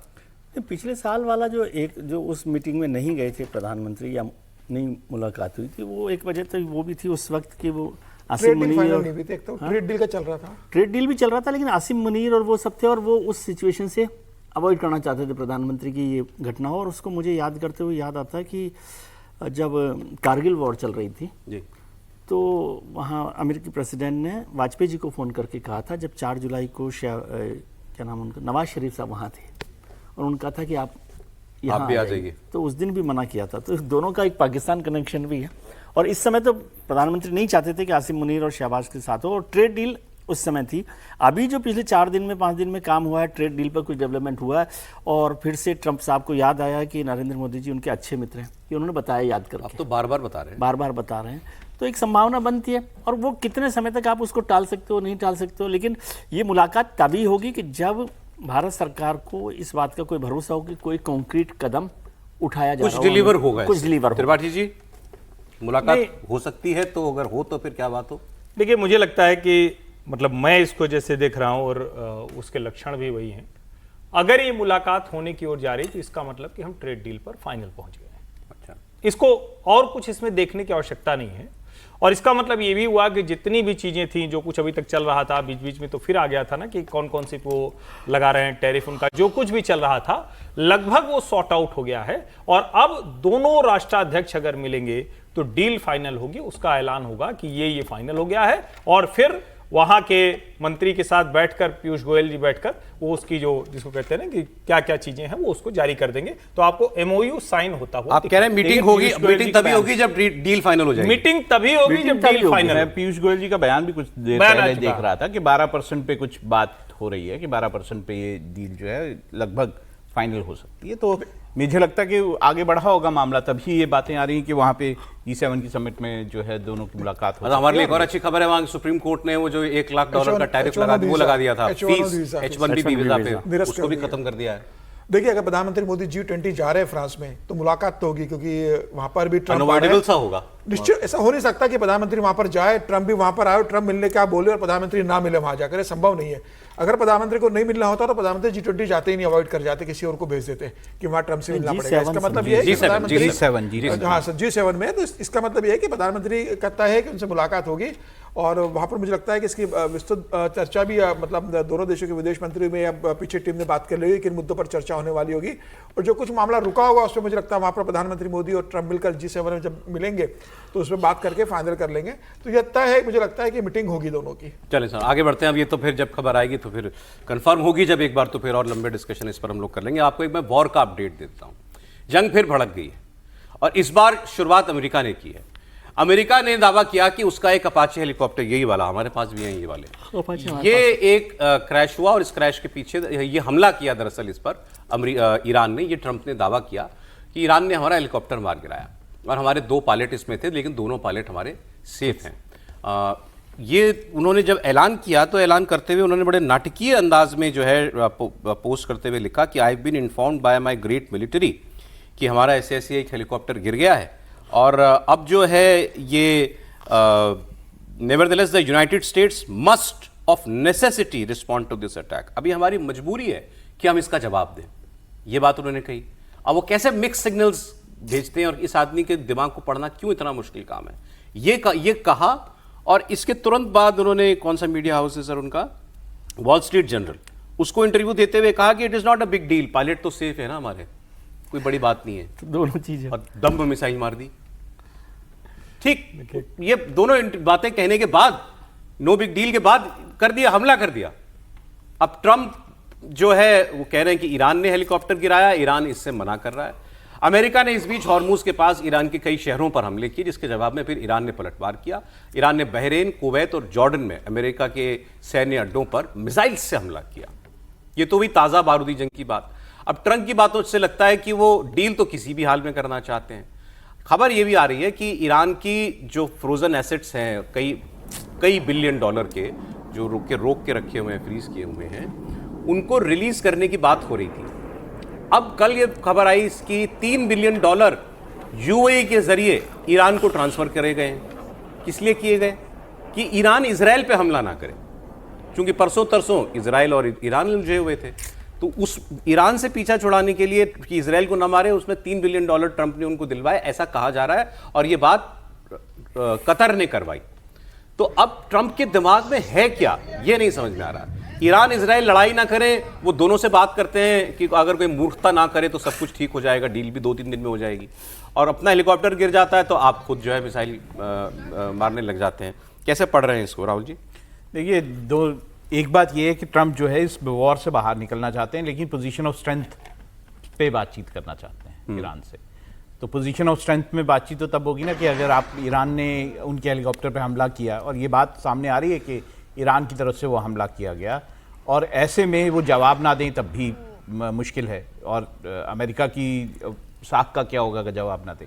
दूसरी तरफ अमेरिका ये चाहता है कि ये जंग क्योंकि बंद हो, ताकि जो बाकी देश हैं उनको जो प्रॉब्लम आ रही है, उनसे जो दबाव अमेरिका पे है कि भाई आपने हम लोगों को एनर्जी क्राइसिस में फंसा रखा है और हमारी इकोनॉमीज का क्या होगा, ये सारी चीजें हो रही है। और अमेरिका के अंदर ट्रंप की अपनी पॉपुलैरिटी और अमेरिका में बढ़ते प्राइसेस, ये सारी भी चीजें उनको झेलनी पड़ रही हैं। तो ऐसे में वो बाहर निकल। ट्रंप का एक छोटा सा बयान है इसी हेलीकॉप्टर हादसे के ऊपर, वो आप सुन लीजिए, फिर मैं आपको बताता हूं उन्होंने ये सारे हमले करने से पहले ईरान पर कल एक बड़ा स्टेटमेंट क्या दिया था, सुनिए। ये तो हो गई अब की हेलीकॉप्टर वाले प्रकरण की बात। कल उन्होंने एक बयान ये दिया था कि मैं अगर चाहूं तो बम मार के तबाह कर दूं ईरान को, वो मेरे लिए बड़ा आसान है, लेकिन उससे अच्छा ये होगा कि डील हो जाए, मुझे ये ना करना पड़े। अमेरिका का राष्ट्रपति अपनी लाचारी बता रहा है कि मैं बम तो मार दूं, लेकिन मेरे स्ट्रेट ऑफ हॉर्मुज महीनों तक नहीं खुलेगी। यही है मजबूरी। अब आप तय कीजिए कौन पोजीशन स्ट्रेंथ से बात कर रहा है। ये ट्रंप खुद एडमिट कर रहे हैं। नहीं, तो बात तो यही है कि मैं स्ट्रेट ऑफ हॉर्मुज नहीं खुलवा सकता। वो तो बात सही है कि वो स्ट्रेट ऑफ हॉर्मुज नहीं खुलवा सकते, लेकिन वही मजबूरी है ना उनकी। वो स्ट्रेट ऑफ हॉर्मुज खुलवा नहीं सकते, लेकिन अमेरिका को कमजोर कैसे दिखाएं, चले हम छोड़ के वापस जा रहे हैं, ऐसा तो नहीं कर सकते। नहीं, मैं ये कह रहा हूं, मेरा मानना सर ये है कि इस डील में अपर हैंड ईरान का है। इस डील उसने वो ऐसी नब्ज पकड़ी हुई है पूरी दुनिया की, आप बता ही नहीं सकते। इस डील में नहीं होता तब तक ये तो वो खत्म ही हो गया होता ना। अगर स्ट्रेट ऑफ हॉर्मुज जैसा उनके पास कोई चीज नहीं होती जिसको वो चोक कर सकते हैं, तो अब तक तो ईरान की ऐसी तैसी कर चुके होते सारे मिलके। तो खुल के मेरी दावा कर रहा है कि स्ट्रेट ऑफ हॉर्मुज महीनों के लिए बंद हो जाएगा, ईरान दावा कर रहा है। दूसरा, ये भी एक डबल गेम अब ये लगने लगा है। ये और इजराइल मिलकर पूरी दुनिया को बेवकूफ बना रहे हैं। इजराइल के अपने एजेंडा है, उसको ईरान से और लेबनान से और यमन में जो उसको करना है वो करना चाहता है। और ये इतना तो समझा ही जा सकता है ना, आप नेतन्याहू हो, कहेंगे भाई इतनी बड़ी जंग छेड़ दी, अब इसके बाद में दोबारा कौन सा मुझे मौका मिलेगा, इसी में निपटाओ जो करना है। और ट्रंप उनको बार बार मौके दे रहे हैं। बड़ी खबरें आई, ट्रंप ने डांट लगाई नेतन्याहू की, ट्रंप ने नेतन्याहू से कहा आप दोबारा मत करना नहीं तो अकेले रह जाओगे, ये भी खबर आई थी ना। और ये भी खबर कल से चल रही कि नेतन्याहू ने अपनी कैबिनेट में कहा है कि तैयार रहो, हो सकता है आने वाले वक्त में सब कुछ अपने दम पे ही करना पड़े, अकेले हो जाओ, दुनिया में भी अलग थलग पड़ जाओगे, लेकिन हम ये काम करते रहेंगे। ये उन्होंने अपनी कैबिनेट में कहा, ऐसा दावा किया जा रहा है।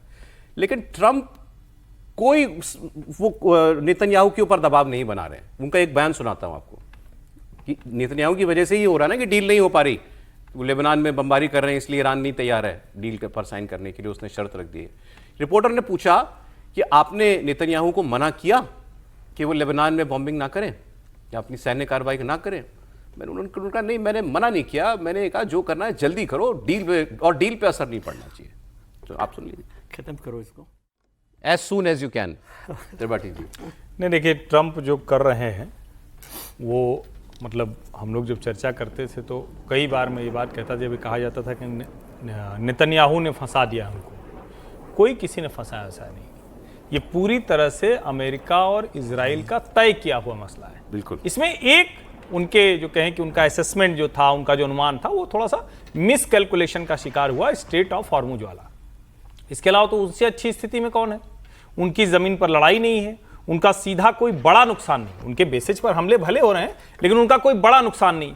ट्रेड के तौर पर वो बेहतर स्थिति में, क्योंकि ये रास्ता रुका तो अमेरिका अपनी शर्तों पर डील कर रहा है।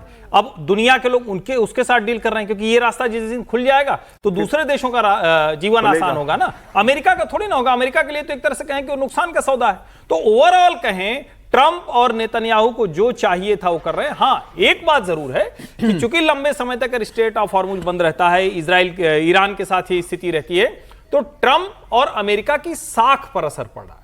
जो ब्रांड वैल्यू है कि हम जो चाहते हैं करते हैं, उसकी चिंता है ट्रंप को। लेकिन अगर कहिए कि कोई इकोनॉमिकली या ट्रेड के तौर पर तो उनको कोई मुश्किल नहीं। और दूसरा, जब लोग कहते हैं कि इतने $मिलियन वो खर्च कर रहे हैं प्रतिदिन, तो उसका उनको लाभ भी तो हो रहा है ना, क्योंकि दूसरी डील्स उनके खाते में आकर गिरती चली जा रही। अब तो सॉरी, तो मुझे ही लगता है कि नेतन्याहू या ट्रंप, इनको आप अलग अलग मत मानिए। ये वही है कि अच्छा सुनो, मैं अब गुस्सा आ रही होते हैं, हाँ अच्छा ठीक है, तो बाहर कुछ नहीं करेंगे, बस इतना ही है, इससे ज्यादा नहीं। कल से एक बात और चल रही है सर, है ऐसा नहीं है कि अमेरिका जो है वो एनर्जी इंपोर्ट नहीं करता है। अमेरिका काफ़ी एनर्जी इंपोर्ट करता है और उसकी एनर्जी इंपोर्ट पे भी इन सब चीज़ों से बहुत असर पड़ता है। और यही कारण है कि वहाँ पर जो कीमतें बढ़ रही हैं, वहाँ पे जो दिक्कतें हो रही हैं, वो इसी कारण से हो रही है। देखिए, अब कल से ये भी चल रहा है कि मामला अटका हुआ क्यों है, कि ट्रंप अगर डील चाहते हैं तो डील करो, खत्म करो। अब ये जैसे कुछ हवाले, सोर्सेज के हवाले से लिखी जाती है खबरें, ऐसा पहली बार लगा कि लिखने वाले ने ये पाकिस्तानी सोर्सेज से बात करके ये खबर लिखी है कि इसमें क्या प्रॉब्लम है। तो ये बताया जा रहा है कि ईरान जब तक ट्रंप के प्रपोजल पर विचार ही कर रहा होता है, ट्रंप उसी बीच में अपना स्टैंड बदल लेते हैं। नहीं, ऐसे जैसे इन्होंने कहा, इनको कहा गया कि भाई ईरान जो है 10 साल के लिए एनरिचमेंट नहीं करेगा यूरेनियम का, इसके लिए वो तैयार हो गया। इन्होंने कहा अच्छा ऐसा करो, अगर 20 साल करवा दो। अब ऐसे नहीं होता, दो देश बात कर रहे हैं। दूसरा, इनकी ख्वाहिश है कि मैं मुज्तबा खमेनी से मिलूं खुद, और हम खुद मिलकर डील पर साइन करें। और ईरान कह चुका है कि मुज्तबा खमेनी से ट्रंप की मुलाकात किसी भी कीमत पर नहीं कराई जाएगी। और इस बात से ट्रंप नाराज भी हैं, फ्रस्ट्रेटेड भी हैं। ये भी कहा जा रहा है कि अमेरिकी नेगोशिएटर्स जब ईरान से किसी बात पर सहमति बना लेते हैं तो ये नई टर्म्स एंड कंडीशंस उसमें ऐड कर देते हैं। तो जब अप्रैल में ट्रंप के पहले दो लोग गए थे, विटकॉफ और कुशनर, उन्होंने जाकर के ईरान से कह दिया था कि आप 10 साल तक न्यूक्लियर प्रोग्राम अपना सस्पेंड कर देना, और वो राजी हो गया। ट्रंप ने कह दिया नहीं, 20 साल की बात करा दो। फिर इन्होंने उनको भेजा, JD वैंस वगैरह से भी बातचीत कराई, वो कुछ तय करके आए।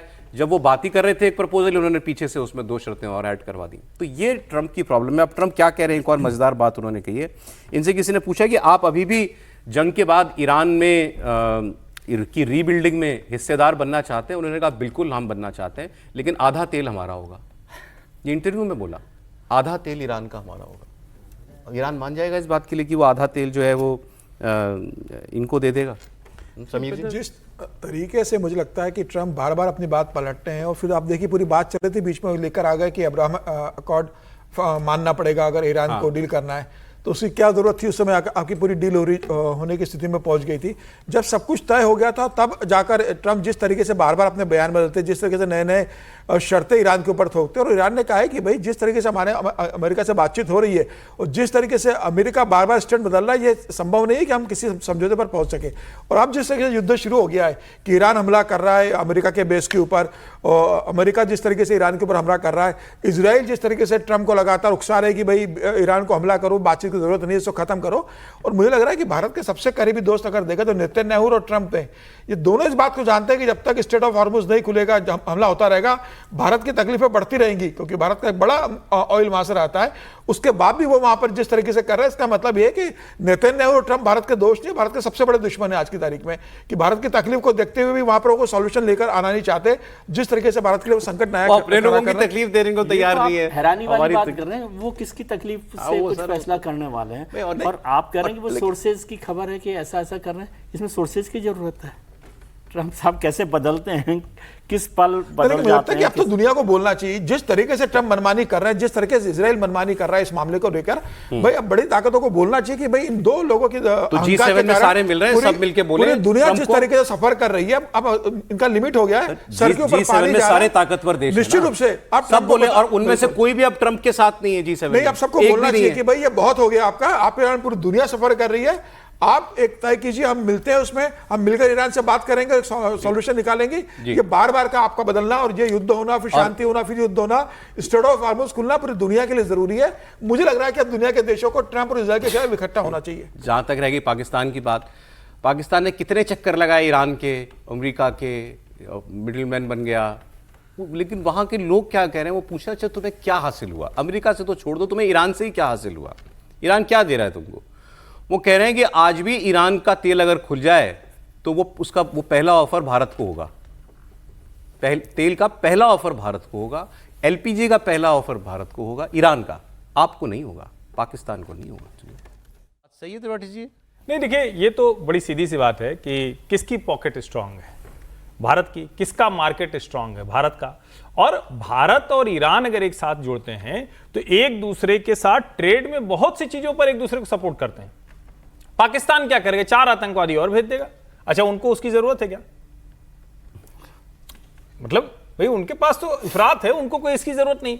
पाकिस्तान के पास कुछ ऐसा नहीं है जो ईरान के पास उनके कम दर्जे का हो, उनके पास तो हाई ग्रेड वाला मामला है सब, यहां तो कुछ है ही नहीं। भारत के साथ उनके रिश्ते बनते हैं, मार्केट पूरा ओपन होता है, उनकी पूरी की पूरी जो इकोनॉमी में, जिसको बार बार हम कहते हैं ना कि उनकी कंज्यूमर इकोनॉमी में जो चाइना पूरी तरह से घुसा हुआ है, उनको एक और अल्टरनेटिव मिलेगा। भारत के लिए एक उनको तेल मिलेगा तो वहां सीधे डील कर सकते हैं, जो पहले भी करते रहे। रास्ता एक बार खुल गया तो चाबहार पोर्ट पर फिर से नए सिरे से बात शुरू हो जाएगी, जो पीछे बैक चैनल पे बातचीत शुरू भी हो गई। कमाल की बात यह है कि फिर से ये आया कि बैक चैनल से चाबहार पोर्ट पर फिर से बात हो गई। तो भारत और ईरान के पास एक दूसरे को देने के लिए बहुत कुछ है, पाकिस्तान के पास कुछ है नहीं। वो मतलब अपने लोगों को कुछ दे ले, वही तेल की बात चलिए तो रूस का तेल सस्ता हो गया, ये खबर है। रूस ने बीच में तेल महंगा बेचना शुरू किया था भारत को भी, अब वो फिर सस्ता बेच रहा है मार्केट तेल। सर वो देखिए, पाकिस्तान को और ईरान को और भारत को, इस रिश्ते को देखेंगे तो भारत हमेशा ही भारी पड़ेगा, ऐसा नहीं, मार्केट के हिसाब से भी और तमाम चीज़ों को लेकर भी, इसलिए इसमें कोई शक वहाँ पर नहीं होना चाहिए। पाकिस्तान जहाँ जहाँ जो होल्स होते हैं ना स्पेस के, उसमें अपने आप को एडजस्ट करने की कोशिश करता है कि भाई कहीं पर ईरान के साथ हो जाए, कहीं अमेरिका के साथ हो जाए, कहीं कुछ और हो जाए, वो तमाम कोशिशें करता रहता है। रशिया का आपने तेल की बात की तो वो मार्केट जैसे बदला है, बिल्कुल उसका एक असर है उसमें दिखाई दे रहा है। और इससे भी साफ होता है कि हम लोग ज़्यादा इमोशनल हो गए इंडियंस, ये सब मार्केट का खेल है। दोस्ती का बात नहीं है, दोस्ती का मतलब केवल ये समझ लिया कि दुश्मनी नहीं है, दुश्मनी नहीं, बिल्कुल सही बात है। इसको मैं ऐसे कहता हूँ कि दुश्मनी नहीं है, बाकी सब अपने मार्केट के हिसाब से काम करते हैं। आज उनको डिमांड है तो वो अलग तरीके से बिहेव करते हैं, नहीं है डिमांड तो अलग तरीके से करते हैं। अब बात होगी प्रधानमंत्री नरेंद्र मोदी के रिकॉर्ड की। प्रधानमंत्री के तौर पर नरेंद्र मोदी ने का कार्यकाल 12 साल का आज पूरा हो गया। आज मोदी भारत के longest serving elected prime minister हो गए। मोदी ने पूर्व प्रधानमंत्री जवाहरलाल नेहरू का रिकॉर्ड तोड़ दिया। पंडित नेहरू ने चुने हुए प्रधानमंत्री के तौर पर 4398 दिन काम किया था, आज मोदी ने इस रिकॉर्ड की बराबरी कर ली है। आज प्रधानमंत्री मोदी को इस पद पर 4399 दिन हो गए। इसको सेलिब्रेट कर रही है गवर्नमेंट। मोदी सरकार के 12 साल पूरे होने के मौके पर आज दिल्ली में एनडीए की बैठक होगी। प्रधानमंत्री और बीजेपी के सीनियर लीडर्स के साथ एनडीए के सहयोगी दलों के मुखिया दोपहर 3 बजे भारत मंडपम में होने वाली इस मीटिंग में शामिल होंगे। आज ही प्रधानमंत्री मोदी एनडीए शासित राज्यों के चीफ मिनिस्टर्स और डिप्टी चीफ मिनिस्टर्स के साथ भी मीटिंग करेंगे। बाद में वो सारे चीफ मिनिस्टर्स के लिए एक डिनर भी होस्ट करेंगे। तो मतलब आज के दिन को एक बड़ा दिन भारतीय जनता पार्टी बना रही है। और मैंने आपको पहले भी कहा था कि कांग्रेस, नरेंद्र मोदी एक लंबी लकीर खींचना चाह रहे हैं आज के दिन का रिकॉर्ड बता करके। कांग्रेस बताना चाहती है नहीं, नेहरू जी की लकीर अभी और लंबी है। गिनती 1952 से शुरू कर रही है भारतीय जनता पार्टी कि पहला इलेक्शन नेहरू जी ने 52 में फेस किया था, इसीलिए गिनती वहां से होनी चाहिए। उससे पहले 5 साल तो वो कोई इलेक्शन से तो आए नहीं थे। गांधी जी ने कह दिया था तुम बन जाओ जवाहरलाल तुम बन जाओ प्रधानमंत्री, तो वो बना दिए गए थे, लेकिन जनता ने नहीं उनको चुना था। जनता ने उनको 52 में चुना, इसलिए गिनती बीजेपी 52 से शुरू कर रही। इस पर भी बहस करेंगे। लेकिन सर, मैं थोड़ा कान थोड़ा घुमा के पकड़ना चाह रहा था आज इस खबर पर आते हुए। नेहरू जी से तुलना की बात करें उससे पहले मैं आपको फिर पाकिस्तान लेके जाऊंगा। पाकिस्तान का एक स्टेटमेंट, हम उनके गवर्नमेंट पर कमेंट करते हैं, वो हमारी सरकार पर कमेंट करते हैं। सुनिए क्या कहते हैं वो।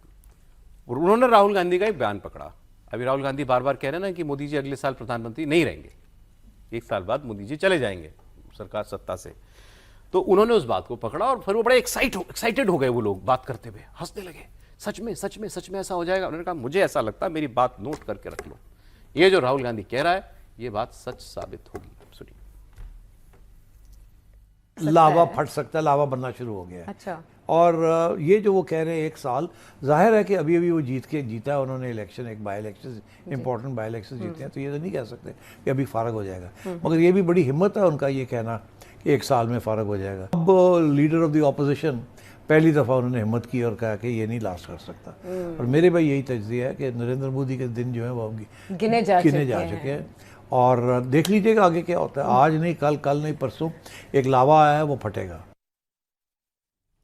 लावा है, उबल रहा है, किसी दिन फट जाएगा। राहुल गांधी की बात जो है वो कह रहे हैं सही साबित हो जाएगी। हाँ सर, आपका एक कमेंट आ जाए इस पर, फिर मैं आगे। नहीं, मैं कह रहा था कि नजम सेठ साहब और पाकिस्तान के लोग राहुल गांधी के बयान को इतनी गंभीरता से ले रहे हैं, तो मुझे लगा कि इसलिए पाकिस्तान की ये हालत है। मतलब राहुल जी के बयान को गंभीरता से जो व्यक्ति लेगा, उस देश की, उस राज्य की क्या हालत होगी, तो वो दिख रहा है। नहीं, उनकी इच्छा है 4300 नहीं, पाकिस्तान की तो इच्छा रहेगी। और राहुल गांधी तो जानते हैं कि उनकी बात भारत से ज्यादा पाकिस्तान में गंभीरता से देखने में क्या जाता है, देखते रहे। तो लेकिन सर 4399 दिन नहीं सर, अगर देखें कि प्रधानमंत्री मोदी के मुख्यमंत्री का भी काल देखेंगे तो 9013 दिन लगातार प्रधानमंत्री मोदी को अपनी भूमिका निभाते हो गए। और जब 2014 का जब चुनाव जीता था प्रधानमंत्री मोदी ने, तब प्रधानमंत्री मोदी ने जब भाजपा मुख्यालय में आए थे, तब उन्होंने बड़ा एक अच्छा वक्तव्य कहा था। प्रधानमंत्री मोदी ने कहा था कि जब महाभारत का युद्ध हुआ था तो कृष्ण ने कहा था कि मैं हस्तिनापुर के साथ हूँ, और आज भारत के 130 करोड़ की जनता ने कहा है कि मैं भारत के साथ हूँ। मतलब उन्होंने ठीक है। नहीं, ये बात में, ये बयान मैंने आपको पहले इसलिए दिखाया कि एक तरफ तो बात हो रही है कि इतना बड़ा रिकॉर्ड बनाया, दूसरी तरफ हमारे देश में बात चल रही है। उन्होंने राहुल गांधी का ही तो बयान पकड़ा कि 1 साल में मोदी जी प्रधानमंत्री नहीं रहेंगे, जो बार बार स्टेट्स के इलेक्शन जीत रहे हैं। अभी बंगाल का इलेक्शन जीते, राज्यसभा में मतलब कोई बड़ी बात नहीं है, बीजेपी को 29 से पहले मेजोरिटी मिल जाए, या एनडीए को तो 2/3 की तरफ वो ले जा ही रहे हैं, राज्यसभा में बीजेपी को मेजोरिटी मिल जाए, तब ये बात कहना कि मोदी 1 साल के बाद प्रधानमंत्री नहीं रहेंगे। त्रिपाठी जी। नहीं, देखिए, मुझे लगता है कि किसी को भी वो ख्यालों में रहने से कुछ अच्छा गुदगुदाए, थोड़ी हंसी आए, तो उसमें कोई रोक नहीं है। और पाकिस्तान तो राहुल गांधी का पहला बयान थोड़ी ना है। राहुल गांधी का हर बयान पाकिस्तान के लोगों को खुश करता है। पाकिस्तान के लोग प्रसन्न होते हैं कि हाँ, अच्छा, ये आदमी है, ये आदमी आएगा, ये आदमी करेगा। लेकिन इसको छोड़ दीजिए, पाकिस्तान वाला एंगल अभी छोड़ देते हैं क्योंकि विषय दूसरा चला जाता है। प्रधानमंत्री नरेंद्र मोदी निर्वाचित लगातार, ये दोनों शब्द सामान्य नहीं है। और कांग्रेस तो लगता है कि एकदम वहीं जाके लगा, जैसे कहते हैं ना कि वो उसमें मारते हैं तो डॉट ऑन डॉट 10 on 10 जो आता है, 9-8 नहीं, 10 on 10, तो ये 10 on 10 लगा है। 4399 दिन। और जो समीर जी ने जोड़ के बताया मुख्यमंत्री के तौर पर, एक ऐसा नेता जिसने अपनी साख क्रिएट की, अपनी साख के आधार पर एक गुजरात मॉडल दिया, उस मॉडल को बार बार टेस्ट किया गया, बार बार उस मॉडल को ध्वस्त किया गया। दुनिया भर की कौन NGO, foreign funded media, Bharat में foreign funded journalist, foreign funded professors, foreign funded intellectuals, पूरा का पूरा जो पहले से बना इकोसिस्टम, जो नेहरूवियन इकोसिस्टम, पहले दिन से तो मोदी उससे लड़ रहे हैं। आप इसको राहुल मतलब एक तरह से अभी जो लोग राहुल गांधी की बात करते हैं, जरा उनको सोचिए, जब वो कहते हैं नेहरू, तो नेहरू को कहकर वो राहुल को बचाना चाहते हैं। लेकिन जरा सोचिए कि नरेंद्र मोदी और जवाहरलाल नेहरू की तुलना क्यों नहीं है। नेहरू जी को कभी किसी के सामने खड़े होकर किसी चुनौती के तौर पर लड़ना ही नहीं पड़ा। पटेल से भी गांधी जी लड़े, अंग्रेजों से जो हमारे स्वतंत्रता संग्राम के नायक थे वो लड़े, अहिंसा वाले मोर्चे पे गांधी जी लड़े। नेहरू जी क्या कर रहे थे भाई? और फिर मैं कह रहा हूं, एक वो बड़े नेता उस आंदोलन से निकले थे, एक बड़ी पार्टी थी उस वक्त जो सब की थी, वो भंग कर देते और अपनी ताकत पर लड़ते, तो मैं मानता। नरेंद्र मोदी तो पहले दिन से झेल रहा है वो आदमी। उसकी पैदाइश ऐसे घर में हुई जहां कुछ नहीं मिल रहा था, पैदा होकर संघ के प्रचारक के तौर पर, संघ के स्वयंसेवक के तौर पर न हुआ हो तो शायद जीवन की सामान्य चीजें नहीं मिलती। संघ के प्रचारक से जब वो भारतीय जनता पार्टी में आए तो वहां भी तो इसी तरह की चीजें झेलनी पड़ी होंगी। और फिर उससे आगे अगर बात करें, जरा बताइए ना, नेहरू जी को तो ब्रिटिशर्स ऐसे हथेली में लेकर घूमते थे, और नरेंद्र मोदी को अमेरिका ने वीजा रद्द कर दिया। मतलब पैरेलल खोजिए ना, कॉन्ट्रास्ट है, कोई तुलना नहीं है। नरेंद्र मोदी ने जो उपलब्धि हासिल की है उसके सामने वो तुलना करनी ही नहीं चाहिए। सर, गिनती 1952 से करना ठीक है, क्योंकि 1952 की गिनती को पछाड़ा है मोदी जी ने। नहीं, मैं इसे ज़्यादा ऑब्सेशन के तौर पर देखता हूँ। मैं समझता हूँ नेहरू के रिकॉर्ड को तोड़ना और नरेंद्र मोदी के रिकॉर्ड बनाना कोई मायने ही नहीं है, क्योंकि दोनों के पॉलिटिकल जो कंडीशंस हैं 1950 वाली और आज वाली, दोनों में बहुत फ़र्क है। यदि जवाहरलाल नेहरू, मुझे ऐसा लगता है जवाहरलाल नेहरू का निधन 1967 में नहीं होता तो भी उनको हटाने वाला कोई नहीं था। उस समय की हिंदुस्तान की राजनीति एक पोस्ट इंडिपेंडेंस इरा में जा रही थी, जिसके हीरो के तौर पर उस समय का देश वहाँ देख रहा था और कोई अपोजिशन वहाँ पर नहीं था। तो वो एक इलेक्शन दूसरा इलेक्शन आ गया, तब तक तो किसी को पता भी नहीं था कि इलेक्शन किस तरह से लड़े जा रहे हैं। तो उनके मतलब जो बीजेपी भी कर रही है, आप कहने के लिए नंबर के हिसाब से, लेकिन मैं इस रिकॉर्ड को अलग से भी देखें तो ये ज़्यादा बड़ा रिकॉर्ड है। ओके, नरेंद्र मोदी का रिकॉर्ड ज़्यादा बड़ा रिकॉर्ड है। नेहरू, हाँ, आज की तारीख में लगातार 3 चुनाव जीतना लोकसभा के, और उससे पहले विधानसभा के चुनाव जीतना 2002, 2007, 2012 और 12 क्यों, 17 भी उन्हीं की ताकत। 17 भी नहीं, मान लीजिए, मतलब जो जीत रहे 25 साल करीब करीब हो गए उनके। अब अक्टूबर में 7 अक्टूबर 2026 में उनके 25 साल हो जाएंगे। तो वो फिर मैं यहाँ पर आडवाणी जी को फिर से याद करता हूँ कि आडवाणी जी ने जब नरेंद्र मोदी यहाँ आए, क्योंकि मैं उनके उसको देख रहा हूँ, तो उनका he is the most criticised man in Indian politics. ठीक है, इसको दूसरे तरीके से आप बताइए। आडवाणी जी ने कहा, आडवाणी जी ने is the most criticised politician. हाँ, कि मतलब, और यदि आप देखें तो कोई जगह नहीं है, वो सरकार में बैठे हुए लोग, वो विपक्ष में बैठे हुए लोग, वो पार्टी में बैठे हुए लोग, वो जो इकोसिस्टम में बैठे हुए लोग हैं, वो मीडिया में जो बैठे हुए लोग हैं, कोई शायद बचा हो जिसने उनको क्रिटिसाइज नहीं किया। इतना विरोध तो किसी ने नहीं, इसलिए मैं तो बल्कि इसको, और अगर एब्सोल्यूट नंबर ऑफ डेज की भी बात कर लेना कि भाई कौन कितने दिन प्रधानमंत्री रहा, छोड़ दीजिए कब से गिनती शुरू हुई, ये छोड़ दीजिए कि बीच में ब्रेक आया कि नहीं आया, तो उस रिकॉर्ड को अगर 29 का इलेक्शन बीजेपी जीत जाती है, अगर आप आज 10 सिफारोजिस्ट से बात करेंगे, सर, 10 में से 9 आपको यही कहेंगे कि यही लाइन और बोल दूं। हाँ, आज एक लाइन सिर्फ, आज ये कहा जाता है ना कि भक्त हो गए। अगर भक्त इस देश में किसी के थे तो सिर्फ और सिर्फ नेहरू जी के थे। आज तक फोटो लगाए घूम रहे हैं। और फिर मैं कह रहा हूं, नरेंद्र मोदी ने इस देश में जो कुछ चल रहा था उसको इस देश के लिहाज से किया। नेहरू जी तो वही ब्रिटिशर्स वाली शासन पद्धति, ब्रिटिशर्स वाली वेशभूषा, ब्रिटिशर्स वाला चाल चलन, वही विचार, आचार, व्यवहार, सब कुछ वही तो लेके चले। नेहरू जी रहे 16 साल 286 दिन पूरे प्रधानमंत्री, इंदिरा जी 15 साल 350 दिन, मतलब 16 साल ऑलमोस्ट। नरेंद्र मोदी 12 साल तो हो चुके पूरे, 3 साल अभी, 2 साल अभी, 3 साल बचे हुए अभी इसी में, 26, 29, 15 इसमें। अगला इलेक्शन जीत गए तो ये सारे रिकॉर्ड टूट जाएंगे। एक बात तो ये भी करने की, हाँ सर आप कह रहे थे, तुलना बनती है कि नहीं बनती, पहले तो तुलना करनी नहीं चाहिए इसमें। देखिए, दोनों की परिस्थितियां अलग थी, दोनों की हर चीज अलग थी। अगर जब मतलब देश आज़ाद हुआ 1947 में कौन सा इलेक्शन कमीशन था, कौन से इंस्टीट्यूशन थे, कौन सा क्या था जो इलेक्शन करवा देते, कॉन्स्टिट्यूशन नहीं था। तो ये बात तो बिल्कुल, कांग्रेस के कुछ लोगों ने ये कहा कि ये बात गलत है कि 52 में पहली बार चुनाव किया, उन्होंने कहा कॉन्स्टिट्यूएंट असेंबली से शुरुआत कीजिए। मैं ये बोल रहा हूँ ना, तब कुछ था नहीं। और प्रधानमंत्री नरेंद्र मोदी की अचीवमेंट बहुत बड़ी है, मैं ये भी कहता हूँ, बहुत बड़ी। नेहरू जी से बड़ी नहीं, नेहरू जी का अपना वो था, नेहरू जी ने देश की जो है नींव तैयार की है। उस वक्त कोई इंस्टीट्यूशन नहीं होते थे, कोई कुछ नहीं होता था। आपने जो मतलब सरकारी कंपनियां तैयार की जो कि चीज़ें प्रोड्यूस करती थी, आपने एजुकेशन इंस्टीट्यूशंस तैयार किए, IIT IIM जैसे जो चीज़ें तैयार की, आपने एम्स जैसे, मैं ये बोल रहा हूँ प्रधानमंत्री नरेंद्र मोदी ने उसको बहुत आगे बढ़ाया। जो पिछले अचीव आप दोनों के लेगेसी को कंपेयर करना नहीं चाह रहे हैं या कंपेयर करना नहीं चाहिए, क्योंकि अगर जीरो इकोनॉमी से कोई शुरू करता है, कोई जीरो इकोनॉमी से शुरू करता है, उसके चैलेंजेस अलग हैं। और अगर कोई एक बढ़ती हुई इकोनॉमी से शुरू करता है, उसके चैलेंजेस अलग हैं।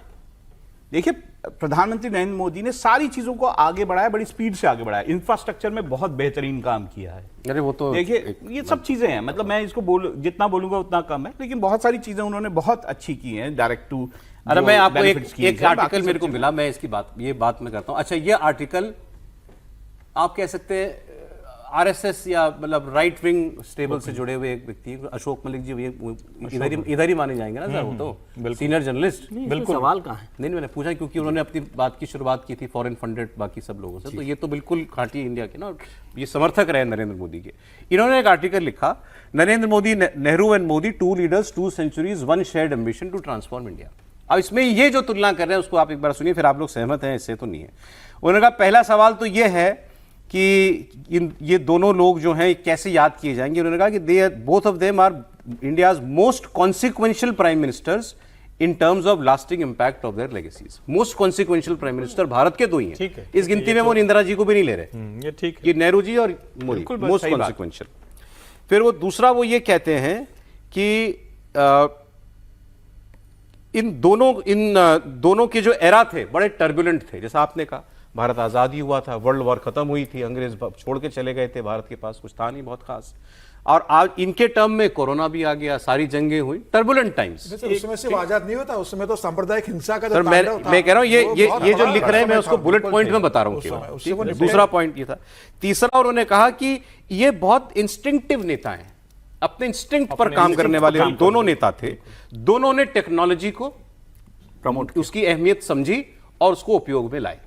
इसमें वो जैसे वो कहते हैं ना, क्या साइंटिफिक टेम्पर लाए नेहरू जी, लोग कहते हैं देश में। नेहरू भी साइंटिफिक टेम्पर, मोदी जी ने उसको आगे बढ़ाया। भाई नेहरू को ये भी तय करना था जाना किस ओर है, रशिया की तरफ जाना है, यूएस की तरफ जाना है। 14 पॉइंट वो कहते हैं कि नेहरू ने भारत को एक इंडस्ट्रियल बेस दिया और नरेंद्र मोदी देश में वो इंडस्ट्री लाना चाहते हैं आज जिसका जमाना है, जैसे सेमीकंडक्टर्स।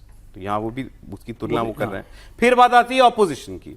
उन्होंने कहा नेहरू को भी ऑपोजिशन झेलना पड़ा, लेकिन वो आइडियोलॉजिकल ऑपोजिशन था। मोदी को ऑपोजिशन झेलना पड़ा, इलेक्टोरल ऑपोजिशन।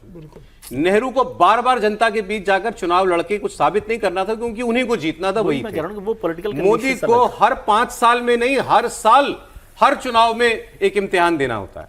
ये नेहरू जी को कभी नहीं करना पड़ा, ये काम नरेंद्र मोदी को करना पड़ता है। हर स्टेट इलेक्शन में उनको एक वैलिडेशन लेनी पड़ती है जनता से जाकर के, एक स्टैंप लगवाना पड़ता है, और हर एक इलेक्शन हारती ये बात शुरू हो जाती है, मोदी मैजिक तो गया, मोदी मैजिक तो गया, ये बात होती है माने। लेकिन एक चीज जो सबसे अलग मोदी को करती है, मोदी को ये सिर्फ चुनाव वाला नहीं करना पड़ता। मोदी को हर पैमाने पर देश के सारे किए गए गड्ढों में अगर 1 इंच भी कमी रह गई तो उसका भी दोष झेलना पड़ता है, ये भी समझिए आप। नहीं, लेकिन ये तो नेहरू को अभी तक झेलना पड़ रहा है। नहीं, नेहरू को नहीं झेलना पड़ा ना। नेहरू को तो अब सही आप कह रहे हैं, एकदम ठीक आप कह रहे हैं, अब झेलना पड़ा। जब उनको झेलना था तब नहीं झेलना पड़ा। मोदी जी भी जाने के 20 साल 30 साल बाद कोई कहे कि मोदी जी ये नहीं किए, मोदी जी और ये करते, तो अलग बात है। आज जो डेली झेलना पड़ता है, ये आपकी चुनौती होती है ना। नेहरू जी को जब प्राइम मिनिस्टर थे, अनकंटेस्टेड थे, अनअपोजिंग थे, कोई क्रिटिसिज्म नहीं था।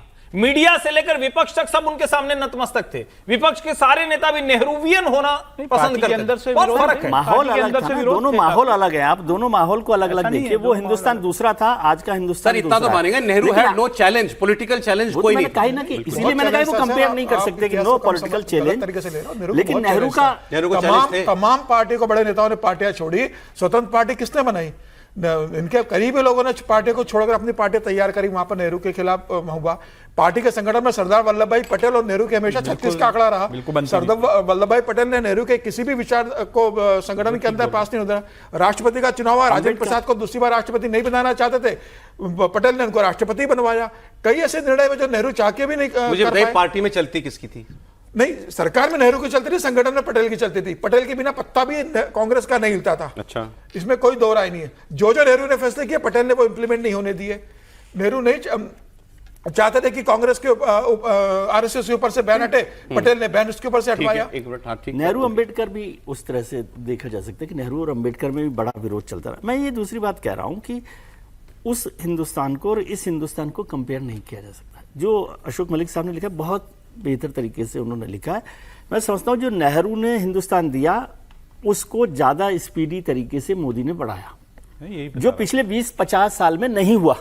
और सब प्रधानमंत्री भी तो आए ना, उसको स्पीड उन्होंने दी है। साइंटिफिक टेम्परामेंट को भी स्पीड इस वक्त में मिली, इंडस्ट्रियलाइजेशन को। बहुत सारे लोग आज पीएसयूज की आलोचना करते हैं। उस समय अगर पीएसयूज नहीं होते तो इंडस्ट्रियलाइजेशन ही नहीं होता। कोई लोग थे क्या देश में जो इस तरह का? आप मानते हैं मोदी के, अच्छा नेहरू छोड़ दी, मोदी के 12 साल और मोदी से पहले के 10 साल, तो ये 12 साल बेहतर है? 100% उसको आप कंपेयर कर सकते हैं कि ओके। और ये कहे कि भाई नेहरू, और वही बात है जो राहुल जी ने कही कि जीरो इकोनॉमी को और पांचवी इकोनॉमी, छठी इकोनॉमी को कंपेयर कैसे आप कर सकते हैं। ये वैसी की वैसी बात है कि मेरे दादाजी जो है ना वो 8वीं क्लास तक ही पढ़े थे, हमारे घर के तो बच्चे भी पीएचडी कर रहे हैं। ये क्या कंपेयर कर सकते हैं आप? ये भारत मंडपम की तस्वीरें, सब नेताओं का वहां पर पहुंचना जो है वो शुरू हो गया है। दो बातें मैं आपको और बता देता हूं, वो आ जाइए न्यूक्लियर वाली खबर पर आ जाइए, क्योंकि आज हम बदले भारत की बात कर रहे हैं, मोदी ने क्या बदला उसकी बात कर रहे हैं। ये तस्वीरें आप देखते रहिएगा। एक चीज और बदल गई, इस पर चर्चा नहीं हो पाई, लेकिन ये बहुत बड़ी डेवलपमेंट है। भारत की न्यूक्लियर पॉलिसी बदल गई भाई। भारत ने पहली बार 12 परमाणु हथियार तैनात किए हैं। तैनाती शब्द इंपॉर्टेंट है। ये सिपरी की रिपोर्ट है, उसको एक अथॉरिटी माना जाता है दुनिया भर में जहां कहीं भी बड़े वेपन्स जो हैं वो डिप्लॉय होते हैं, और उसका स्टॉकहोम में इंस्टीट्यूट है। उसने ये रिपोर्ट दी है कि पहली बार न्यूक्लियर पावर बनने के बाद भारत ने 12 परमाणु हथियार तैनात कर दिए हैं। ये लैंड बेस्ड कैनिस्टर्स में, मतलब जमीन के नीचे, और पनडुब्बियों में लगाए गए हैं। इससे पहले भारत की नीति ये थी, दो नीतियां थी। पहली, नो फर्स्ट यूज, हम पहला उपयोग नहीं करेंगे न्यूक्लियर हथियार का, हम पे अगर न्यूक्लियर हमला होगा तो हम जवाब देंगे। दूसरी पॉलिसी थी, हम न्यूक्लियर हथियार और लॉन्च पैड अलग अलग, इनकी मीटिंग नहीं करेंगे। लॉन्च के लिए तैयार न्यूक्लियर हथियार नहीं रखेंगे अपने पास, अलग अलग रखेंगे, मतलब कैरियर अलग होगा, हथियार अलग रखा होगा। इस बार उनकी मीटिंग कर दी गई है। अब लॉन्चर पर न्यूक्लियर हथियार लगा हुआ है, ये पहली बार हुआ है, और ये बहुत बड़ा चेंज है। मुझे जी राहुल जी बताइए कि ये स्ट्रेटेजिक फोर्सेस कमांड इंडिया का जो है जी, वो इन हथियारों की देखरेख करता है। बट ये क्या, ये है इतना बड़ा डेवलपमेंट जितना? देखिए, डिप्लॉय करना अपने आप में डेवलपमेंट है। एक तो होता है कि आपने दोनों हथियार को, मतलब मिसाइल को या फिर बॉम्ब को इंटीग्रेट नहीं कर रखा है। अगर आपने इंटीग्रेशन कर दिया, दोनों को मिला दिया, तो नेचुरली वो कभी फायर करने की स्थिति में रहता है। और मैं यहाँ पे भी ये बोलना चाहूंगा, तैनाती का मतलब क्या होता है? दोनों ही केस में यहाँ भी पॉलिसी चेंज है। मैं ये बोल रहा हूँ, ये दोनों ही केस में, अब नेहरू ने इसरो और न्यूक्लियर प्रोग्राम दोनों की शुरुआत की, इंदिरा गांधी ने उसको आगे बढ़ाया, वाजपेयी जी ने उसको और आगे बढ़ाया, और नरेंद्र मोदी ने उसको और आगे बढ़ाया। तो अगर आप इस तरह से देखा जाएगा तो ये सारी डेवलपमेंट्स इस तरह। एक उदाहरण और, क्योंकि इंफ्रास्ट्रक्चर की बात हुई, इंफ्रास्ट्रक्चर में तो आप खैर नरेंद्र मोदी को आगे कौन जाकर के ये कह पाएगा कि हमने इससे ज्यादा इंफ्रास्ट्रक्चर पर काम किया। ये कितने दशकों के वर्षों के बाद होगा, वो ये चर्चा होगी। इंफ्रास्ट्रक्चर पे अभूतपूर्व काम हुआ है। और एक तस्वीर और देख लीजिए, आपको खुशी होगी, दुनिया की पहली 2 लेन उस ऑल्टीट्यूड पर जोजिला टनल बनी है, 13 किलोमीटर लंबी। जोजिला टनल का ब्रेक थ्रू हो गया। ब्रेक थ्रू का मतलब एक सिरे से घुसे थे और जहां तक जाना था दूसरे हिस्से में भी हमने पहाड़ तोड़ दिया। ब्रेक थ्रू, अब दोनों तरफ दोनों सिरे मिल गए। 11,500 फुट की ऊंचाई पर बनी ये दुनिया की ऐसी अपने आप में पहली सुरंग है। जोजिला टनल को पार करने में, जोजिला दर्रे को पार करने में पहले 3 से 4 घंटे का वक्त लगता था। कश्मीर और लद्दाख का संपर्क टूट जाता था। अब ये 15 मिनट में आप दूरी तय कर लेंगे।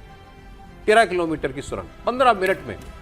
जो 2 हिस्से भारत के कट जाते थे एक दूसरे से, अब वो ऑल वेदर कनेक्टेड रहेंगे। हर मौसम में वो कनेक्टेड रहेंगे। अब मैं उस सड़क पे गया हुआ हूँ, आप लोग भी शायद गए होंगे। जोजिला से जब आप आते हैं और आप कश्मीर में एंटर करते हैं तो दुनिया बदल जाती है। एक सफेदी से कैसे आप हरियाली में एंटर करते हैं, अलग, और वो उसको कनेक्ट करने वाली ये टनल बन गई। ये बहुत ट्रांसपोर्टेशन के तौर पे मत देखिए, ये डिफेंस के हिसाब से, डिफेंस के लिए हमारे लिए बहुत महत्वपूर्ण है ये टनल, कि कैसे हमारी जो मूवमेंट है डिफेंस का, फौज का, वो सब में कैसे बड़ा काम करेगी। उसके हिसाब से ये केवल एक जनरल ट्रांसपोर्टेशन के तौर पर हम देखें, एलएसी तक हमारी पहुंच, अब एलएसी तक वहां पर पहुंचाएगी। और मैं केवल उस पर एक बात करना चाहता था कि न्यूक्लियर वाले मामले में, कि यदि आप ये कह रहे हैं कि कनेक्ट नहीं है, वो तो तैनाती का मतलब ये है कि हमने उसको इंटीग्रेट किया है। जी बिल्कुल, मतलब न्यूक्लियर वेपन को। लेकिन क्या भारत सरकार ने, जो सबसे इंपॉर्टेंट रोल है, मतलब ये भी एक बड़ा स्टेप है तैनाती का, यदि ऐसा हुआ है तो, क्योंकि अभी कंफर्मेशन नहीं है, उसको लेकिन क्लेम कर रहा है। नो फर्स्ट यूज पर यदि भारत सरकार कोई विचार करती है, या अभी कोई फैसला किया है, तो एक बड़ा बदलाव होगा। वो नहीं हुआ अभी, वो नहीं हुआ। मुझे लगता है कि भारत अभी शायद स्टांस में परिवर्तन भारत के, और ये टनल, देखिए एक तो ये कि चूंकि कई बातें कह दी गई, तो मैंने कहा टनल से पहले आ जाते हैं थोड़ा। नेहरू जी जब आए थे तो कोई ज़ीरो इकोनॉमी नहीं थी, देश की इकोनॉमी ब्रिटिशर्स चला रहे थे, लेकिन देश उस एरा में घुस चुका था जिसको हम बार बार कहते हैं ना कि दुनिया भर में जो इंडस्ट्रियल रेवोल्यूशन हुआ था उस इकोनॉमी के साथ हम जुड़ चुके थे। सिर्फ हम रेलवे ट्रैक की बात कर लें, सिर्फ रेलवे ट्रैक की बात कर लें, मैं एक एक चीज से शुरू करता हूं। तो जो ब्रिटिशर्स बना के गए थे उसके बाद हमने कितनी ग्रोथ की, इसकी एक तुलना कर लें। इस सरकार के इंफ्रास्ट्रक्चर की तुलना सिर्फ और सिर्फ अटल जी के कार्यकाल से की जा सकती है। ठीक है, उसको भी कई गुना बढ़ा दिया है। पिछली सरकारों का इस पे कोई जोर ही नहीं था। और चलिए और अच्छे से इसको समझ लेते हैं, तो बस समीर जी के सर की याद आ गई। सर समीर जी को फ्रेम में दिखाइए। तो जैसे नहीं, मेरा भी है थोड़ा, लेकिन मेरे पे फिर भी है। जल्दी आंसर तो कर रहे हैं। नेहरू जी का हाल ये था कि उनके समय में जो कब्जा हुआ और उनके समय में जो बॉर्डर पर जो नहीं हुआ, वो इंदिरा जी ने भी नहीं किया, राजीव गांधी तक में नहीं किया, मनमोहन सिंह जी ने किया। वो सारा का सारा काम 5000 किलोमीटर का बॉर्डर रोड का काम वो मोदी जी के जिम्मे है। तो ये परमाणु वाला आप जो देख रहे हैं ना, ये तो सब बाद की बात है। हाँ। उसके पहले जो हुआ कोई तुलना नहीं। फिर इस पर से एक लंबी बहस आगे और कल कर लेंगे। जो थी 0.4%। सर कल इस पर बहस 0.4% जीरो ही। आज सब इतना ही था सर। बहुत धन्यवाद त्रिपाठी जी, बहुत शुक्रिया। विजय जी, राहुल जी, समीर जी, बहुत धन्यवाद आपका।